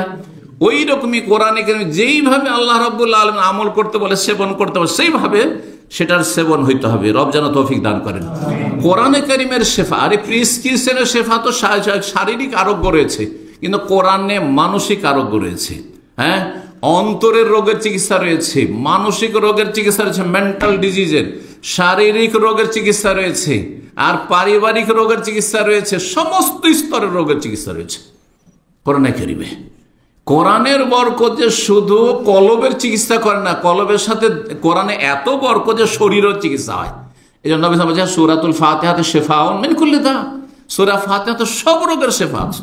ইয়াকিনের সাথে আপনি আমল করেন এবং সেটা তদবির করে যান আপনি, তার সাথে পয়সা আছে, দুনিয়ার চিকিৎসাও করেন, সমস্ত রোগের চিকিৎসা। আল্লাহ বলছেন সূরা ইসরা আয়াত নম্বর 82, ওয়া নুনাজ্জিলু মিনাল কোরআনি মা হুয়া শিফা, কোরআন নাযিল করেছে তাতে কি রয়েছে? শিফা, আরোগ্য রয়েছে। ওয়া রাহমাতুল লিল মুমিনিন, আর মুমিনদের জন্য রহমত রয়েছে। ওয়ালা ইয়াজিদুজ জালিমিনা ইল্লা খাসারা, কিন্তু যারা জালেম মানুষ তারা কোরআনের মাধ্যমে কি হবে? আরো বেশি ক্ষতিগ্রস্ত হবে, তাদের ক্ষতি আরো বৃদ্ধি পাবে। যারা ঠিকভাবে ওষুধ ব্যবহার করবেন, অ্যান্টিবায়োটিক উপকারী না অপকারী? হ্যাঁ, আচ্ছা প্যানাডল বা পেন কিলিয়ার ধরেন যে ব্যথার ওষুধগুলি, আপনাকে বলেছে আপনার খুব কোমরে ব্যথা হচ্ছে, তা আপনি এক কাজ করেন, দিনে 3টার বেশি খাবেন না, 3টা খাবেন, খালি পেটে খাবেন না। আপনি দিনে 3টা বারবার মনে রাখা, একবারই 3টা খাবো আমি, একবারই 3টা করে খান। তার 2 দিন 3 দিন পরে আপনি খুব সমস্যা অনুভব করছেন, ডাক্তার কাছে গিয়ে ভালো চেক আপ করলেন, দেখা গেছে কিডনি ফেল আপনার, ঠিক কিনা বলেন? তো দুনিয়া বুঝছেন, আপনাকে দিনও বুঝতে হবে। হ্যাঁ, দিনও বুঝতে হবে, ঠিক। আল্লাহ বোঝার তৌফিক দান করেন। যারা কোরআনে অবিশ্বাসী তারা কোরআন দ্বারা ক্ষতিগ্রস্ত। যারা কোরআন জন্মসূত্রে পেয়েছে, বংশসূত্রে পেয়েছে, জন্মসূত্রে মুসলিম, কিন্তু কোরআনের প্রতি আমল করেন, আল্লাহ বলছে আকিমুসসালাহ, নামাজ পড়ে না। হ্যাঁ, ইন্না কোরআন আল ফজরে কা, ফজরের নামাজ, ফজরের তেলাওয়াত অসংখ্য ফেরেশতা হাজির থাকে, ও হাজির হয় না, তাহলে ক্ষতিগ্রস্ত হবে না? অবশ্যই ক্ষতিগ্রস্ত। আল্লাহ বলছে এটা করিও না, বুঝেন করবো, আর ক্ষতিগ্রস্ত অবশ্যই হবে। জি, কয়টি হলো? 7 নম্বর হয়েছে। 8 নম্বর হচ্ছে কোরআনে কারীমের দিকে মানুষকে আহ্বান করা, কথার দ্বারা, কাজের দ্বারা, শুধু কথাই না যে কোরআন আয়াত পড়ে পড়ে তাফসীর করেছেন, এইদিকে আমল নেই। মানুষ আপনার কথার চাইতে বেশি আপনার আমলকে গুরুত্ব দেয়। আপনি যদি মানুষকে সুন্দর সুন্দর আপনার উপদেশ শোনান জবান দ্বারা, কিন্তু আপনার ব্যবহার চরিত্র যদি খারাপ হয়, তো আপনাকে মানুষে দেখতেই পারে না, আপনাকে সহ্য করতে পারে না, আপনাকে ঘৃণা করে আপনাকে। কিন্তু আপনি যদি সাইলেন্ট থাকতেন, একেবারে নীরব, আর আপনি কোরআনের প্রতি এমন আমল করছেন যে আমল দেখার এত অমায়িক লোক, এ তো মনে হচ্ছে মানুষ না, মানুষের ঊর্ধ্বে এ তো ফেরেশতা মনে হচ্ছে, তাহলে একে আমাকে ফলো করতে হবে, এরকে ফলো করতে হবে, কত শান্তিতে এরা আছে, ঠিক কিনা? এইভাবে সাহাবায়ে কেরামগণ তাবেঈনদের জামানায় ভারত, বাংলাদেশ, পাকিস্তান যে অখণ্ড ভারত, সেখানে অমুসলিম হিন্দুদেরকে দাওয়াত দিয়েছে আমাদের সালাফ সালেহিনরা, তারা আখলাক চরিত্র দিয়ে দাওয়াত দিয়েছে। ব্যবসা করতে গেছে কেরালায়, চেন্নাই, মাদ্রাজ, দক্ষিণ ভারতে, তারপরে চিটাগাঙ্গে, বরগুনা, যেসব সামুদ্রিক এলাকা আপনার সাগরের কিনারায়, সেসব এলাকায় গিয়ে ব্যবসা বাণিজ্য করেছে। আমানতে একটা পয়সা এদিক ওদিক করেনি, বলে গেছে আপনার কাছে এটা থাকলো টাকা পয়সা, আবার এসে তাকে খোঁজ করে করে করে টাকা পয়সা দিয়ে গেছে তার বাড়িতে। এসব আমানত, সততা, তার ইমানদারি, হ্যাঁ, আল্লাহ ভীরুতা দেখেছে। তারপরে তারা দলে দলে ইসলাম গ্রহণ করেছে, দলে দলে ইসলাম গ্রহণ করেছে। আপনারা জানেন হয়তো ইতিহাসে, আর না জানলে শুনে নেন, মোহাম্মদ বিন কাসেম রাহিমাহুল্লাহ তাআলা যখন তিনি ভারতের প্রথম মুজাহিদদের প্রধান সেনাপতি, তিনি যখন সিন্ধু প্রদেশে নামলেন, 18 বছর বয়সের যুবক, 18 বছর, চিন্তা করেন, 18 বছর বয়সে, হয়তো এখানে খুব কমই কেউ আছে, 18 বছরের যুবক, আর তিনি প্রধান সেনাপতি। আর ভারতে যখন জেহাদের জন্য গেলেন সেই সিন্ধু প্রদেশে, যাওয়ার পরে সেখানে হিন্দু রাজা মহারাজারা এত বেশি শোষণ করত, আর এত বেশি হিন্দুদের নির্যাতন করত, আর এত বেশি হিন্দুদের সুন্দর সুন্দর নারীদের ধর্ষণ করত, এইসব জুলুমে তারা অতিষ্ঠ হয়ে গেছিল এই জাতি, তারাকে চাইছিল না। তিনি গিয়ে যখন সেখানে বিজয় লাভ করলেন আর সেখানে শান্তি প্রতিষ্ঠা করলেন, তখন হিন্দু জনগণ তাকে দেবতা বলে আখ্যায়িত করেছিল, যে আকাশ থেকে দেবতা এসেছে। জি, চিন্তা করুন আপনি। জি, আমার গ্রামে আমার আব্বা রাহিমাহুল্লাহ, তিনি গ্রামে অমুসলিম কিছু একটা পাড়া হিন্দু আছে আগে, যেটা গ্রামের বাড়ি, তাদের সাথে সারা জীবন ভালো আচরণ করে। একদিন এক হিন্দু এসছে, আর হিন্দুরা আমাদের সাথে আত্মীয়তার মতো একটা থাকে, তা আমাকে ভাতিজা বলছে, মসজিদের কাছে এসে দাঁড়িয়ে আছে, মসজিদ বাড়ির সামনে, ভাতিজা, তোমার বাবা তো একজন দেবতা গো, তোমার বাবা একজন কি দেবতা। জি, তো হিন্দুর মধ্যে একটু ভালো চরিত্র হয়ে গেলে কি হয়ে যায়, সেই দেবতা হয়ে যায়, বুঝতে পারছেন? জি, তো এটা কিসের মাধ্যমে? আমলের মাধ্যমে, কথা দিয়ে কাজ হয় না। আপনি একটা অমুসলিমকে ইসলাম গ্রহণ করতে বলছেন, আর আপনার নিজেই আপনি নামাজ পড়তে যান, নিজেই চরিত্র খারাপ, আপনার রুমে সেই অমুসলিম হিন্দু থাকতে পারছেন, তাহলে কি করে আপনার ইসলাম গ্রহণ করবে? আপনার কথা শুনবে? কখনো শুনবে না। জি, তো কথা কাজের মাধ্যমে দাওয়াত দেওয়া, কোরআন দিয়ে দাওয়াত দিতে হবে। সূরা কাফের 8:45 ফাযাক্কির বিল কোরআন, কোরআন দিয়ে উপদেশ দাও মানে দাওয়াত দাও, কোরআনে দিয়ে আহ্বান করো। কাকে? বিশেষ করে মাইয়া খাফ ওয়াইজ, যে আমার শাস্তি মানে আল্লাহর আযাবকে ভয় করে। কারণ আল্লাহর আযাবের ভয় যদি না থাকে তাহলে কিন্তু হেদায়েত হবে না। পেট পূজারি হেদায়েত হবে, কিন্তু আল্লাহর আযাবের যদি জান্নাত জাহান্নাম বলে চিন্তা থাকে, পরকাল বিশ্বাস, তাহলে না হেদায়েত হবে। যে ব্যক্তি আমি এসব বিশ্বাসই করি না, এইসব গাঁজাঘড়ি কথা তোমাদের বিশ্বাস, তাহলে তাকে আল্লাহ হেদায়েত করবে না, কোরআন দিয়েও হেদায়েত করবে না, রসুল দিয়েও হেদায়েত হয়নি আবু জাহল হাওয়ালা, ওই রকমই। জি, তো কয়টি হলো? 8টি হলো। আচ্ছা, 9 নম্বর হচ্ছে কোরআনের একটি গুরুত্বপূর্ণ হক, সেটা হচ্ছে কোরআন সংরক্ষণের, হেফাজতের দায়িত্ব স্বয়ং আল্লাহ নিয়েছেন, ঠিক না? আল্লাহ কিভাবে হেফাজত করবেন? কোরআন আছে জমিনে, তা আল্লাহ কিভাবে হেফাজত করবেন?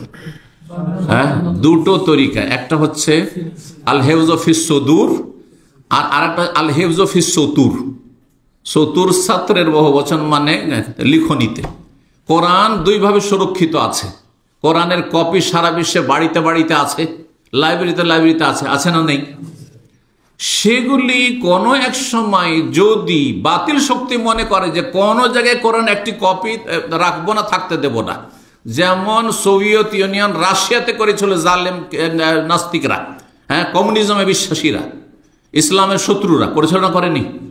1917 থেকে নিয়ে তাদের রক্তাক্ত বিপ্লবের পরে 70 বছর, 90-এর দশক পর্যন্ত রাশিয়া, যে বিশাল বৃহৎ রাশিয়া, যার নাম ছিল সোভিয়েত ইউনিয়ন ছিল, আপনারা জানেন হয়তো, আর দুনিয়ার একটি বড় শক্তি, পরাশক্তি ছিল আমেরিকার মতো, সেখানে কোরআন শিক্ষা এত বড় অপরাধ ছিল যে আন্ডারগ্রাউন্ডও যদি জানতে পারে যে কোথাও কোরআন শিখছে, লুকিয়ে লুকিয়ে তারা কোরআন শিখাইতো, তাহলে তাদের বেঁচে থাকার কোনো অধিকার ছিল না।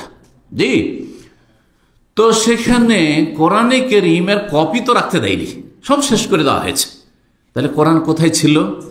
যারা এই সুদূর অন্তরে রাখতে পেরেছে। তাহলে কোরআনের হেফাজতের আল্লাহ দায়িত্ব নিয়েছেন, মানব জাতিকে দিয়ে আল্লাহ ওটার হেফাজত করে নেবেন। তাহলে কি করতে হবে? কোরআনের হেফজ করতে হবে। তাহলে কোরআনের কপি, আচ্ছা কোরআনের কপি আরবিতে আছে, গোটা বাংলাদেশে যদি কোরআনের আরবিতে কপি থাকে, ভারতে কোরআনের আরবি কপির অভাব নাই, কিন্তু উর্দু ভাষায় কোনো কোরআন নাই, হিন্দি ভাষায় কোনো কোরআন নেই, বাংলা ভাষায় কোনো কোরআনের তর্জমা নেই। তাহলে এই জাতির লাভ কি হবে? তাহলে কোরআন বুঝতে হইলে নিজের ভাষাতে হইতে হবে, তাই না? তাহলে তরজমা, তফসির করা, আর সেগুলির প্রচার প্রসার, সেগুলি ছাপানো, এটা কোরআন এখানে একটি হক। আর কোরআনের হাফেজ হওয়া, কোরআন হাফেজ আমাদের সমাজে থাকতে হবে। কারণ এমন একটা সময় দুর্দিন আসতে পারে যে কোরআনের কপি দুনিয়ায় নাই, কিন্তু অন্তরে কলবে এখানে মুখস্থ করা আছে। সুতরাং কোরআনের হেফজ করা এটি গুরুত্বপূর্ণ কিসের হক? হ্যাঁ, কোরআনের হক। তো তাহলে শব্দের হেফজ করা, হাফেজ হওয়া মানে শব্দের হাফেজ হওয়া। কয়টি হলো? 8টি হলো? হ্যাঁ, 9টি হয়ে গেছে না 8টি হয়েছে মনে হয়। 9 নম্বর হক। 9 নম্বর হক হচ্ছে কোরআনের অর্থটাও মুখস্থ করতে হবে। যেমন কোরআনের শব্দ মুখস্থ করতে হবে, তেমনি অর্থটাও জানার চেষ্টা করতে। আজকাল অধিকাংশ মুসলিমরা ছোট ছোট সূরাগুলি নামাজে পড়ছেন, সূরা ফাতিহার অর্থ জানেন না, সূরা নাস, ফালাক, ইখলাসের অর্থ জানেন না, সূরা কাফিরুন, কুরাইশ কোনটারই অর্থ জানেন না। তাহলে আপনার ইবাদতের কোয়ালিটি কেমন করে ভালো লাগবে? আপনার জীবনে পরিবর্তন কি করে আসবে? তাহলে এটা অর্থের হেফাজত। 10 নম্বর সর্বশেষ আরেকটি হক, আর সেটা দিয়ে শেষ করছি, কোরআন শোনা, মনোযোগী হয়ে শোনা। এটা একটি ইবাদত। যারা কোরআন পড়তে পারেন না, এখন শিখতে থাকেন, যতদিন শিখেননি আর কি করতে থাকেন? শুনতে থাকেন মনোযোগী হয়ে। কোরআন তেলাওয়াত হচ্ছে আর আপনি হইচই করছেন, হট্টগোল করছেন, অথবা আপনি শুনছেন না, অন্য মনস্ক মোবাইল টিপাটিপি করছেন, এটা উচিত নয় আপনার জন্য। কোরআন গাড়িতে চালিয়ে রেখেছেন আর 2 সঙ্গী পাশাপাশি বসে আছেন গাড়িতে, বা 4 জন বসে আছেন, গল্প করতে আছেন না। কোরআন শোনা একটি গুরুত্বপূর্ণ ইবাদত। মনোযোগী হয়ে শুনতে হবে। সব সময় পড়ার মতো পরিবেশ থাকে না, সব সময় পড়ার সুযোগ সুবিধা হয় না, আর তারপরে এনার্জিও থাকে না। কোরআন তেলাওয়াত সবসময় তো করতে পারেন না, কিন্তু শোনাটা দীর্ঘ টাইম ধরে করা যেতে পারে। তাহলে কোরআন শোনা একটি গুরুত্বপূর্ণ ইবাদত। সূরা আরাফের আয়াত নম্বর 204 আল্লাহ ইরশাদ করছেন, ওয়াইযা ক্বুরিআল কুরআনু ফাসতামিউ লাহু ওয়া আনসিতু লাআল্লাকুম তুরহামুন। যখন কোরআন কারীমের তেলাওয়াত হবে তখন তোমরা মনোযোগী হয়ে শুনিও। হ্যাঁ, কি করিও? ফাসতামিউ লাহু, মনোযোগী হয়ে। ইস্তেমা মানে মন লাগিয়ে শোনা, ভালো করে শোনা। ও আনসিতু, এবং নীরব চুপ থাকিও, কথা বলিও না, ডিস্টার্ব করিও না। তাহলে কি হবে? লাআল্লাকুম তুরহামুন, আল্লাহর রহমত তোমাদের উপর বর্ষিত হবে। এই ছিল 10টি হক যা আপনাদের সামনে পেশ করলাম। আল্লাহ যেন আমাদেরকে সেই হকগুলি আদায় করার তৌফিক দান করেন, সে সম্পর্কে উপকারী জ্ঞান দান করেন, এবং আমাদেরকে যত্ন নেওয়ার তৌফিক দান করেন, এই কোরআনের দিকে আহ্বান করার তৌফিক দান করেন, তার আগে নিজেকে আহ্বান করার তৌফিক দান করেন, কোরআনের রঙে রঞ্জিত হওয়ার তৌফিক দান করেন। আল্লাহ রাব্বুল আলামিন যেন আমাদেরকে আহলে কোরআন, কোরআন সুন্নাহর অনুসারী হিসাবে, আহলে কোরআন মানে আমাদের দেশে হাদিস অস্বীকারী, এরা ইসলামের দুশমন, জি, তাদের দলে নাই, আল্লাহ সেই দলে শামিল করেন। ওয়াজাযাকুমুল্লাহু খাইরান, জান্নাতুল ফিরদৌস দান করেন। কোরআনের মাধ্যমে আল্লাহ জাহান্নাম থেকে রক্ষা করেন। সুবহান রাব্বিকা রাব্বিল ইজ্জাতি আম্মা ইয়াসিফুন ওয়া সালামুন আলাল মুরসালিন ওয়ালহামদুলিল্লাহি রাব্বিল আলামিন।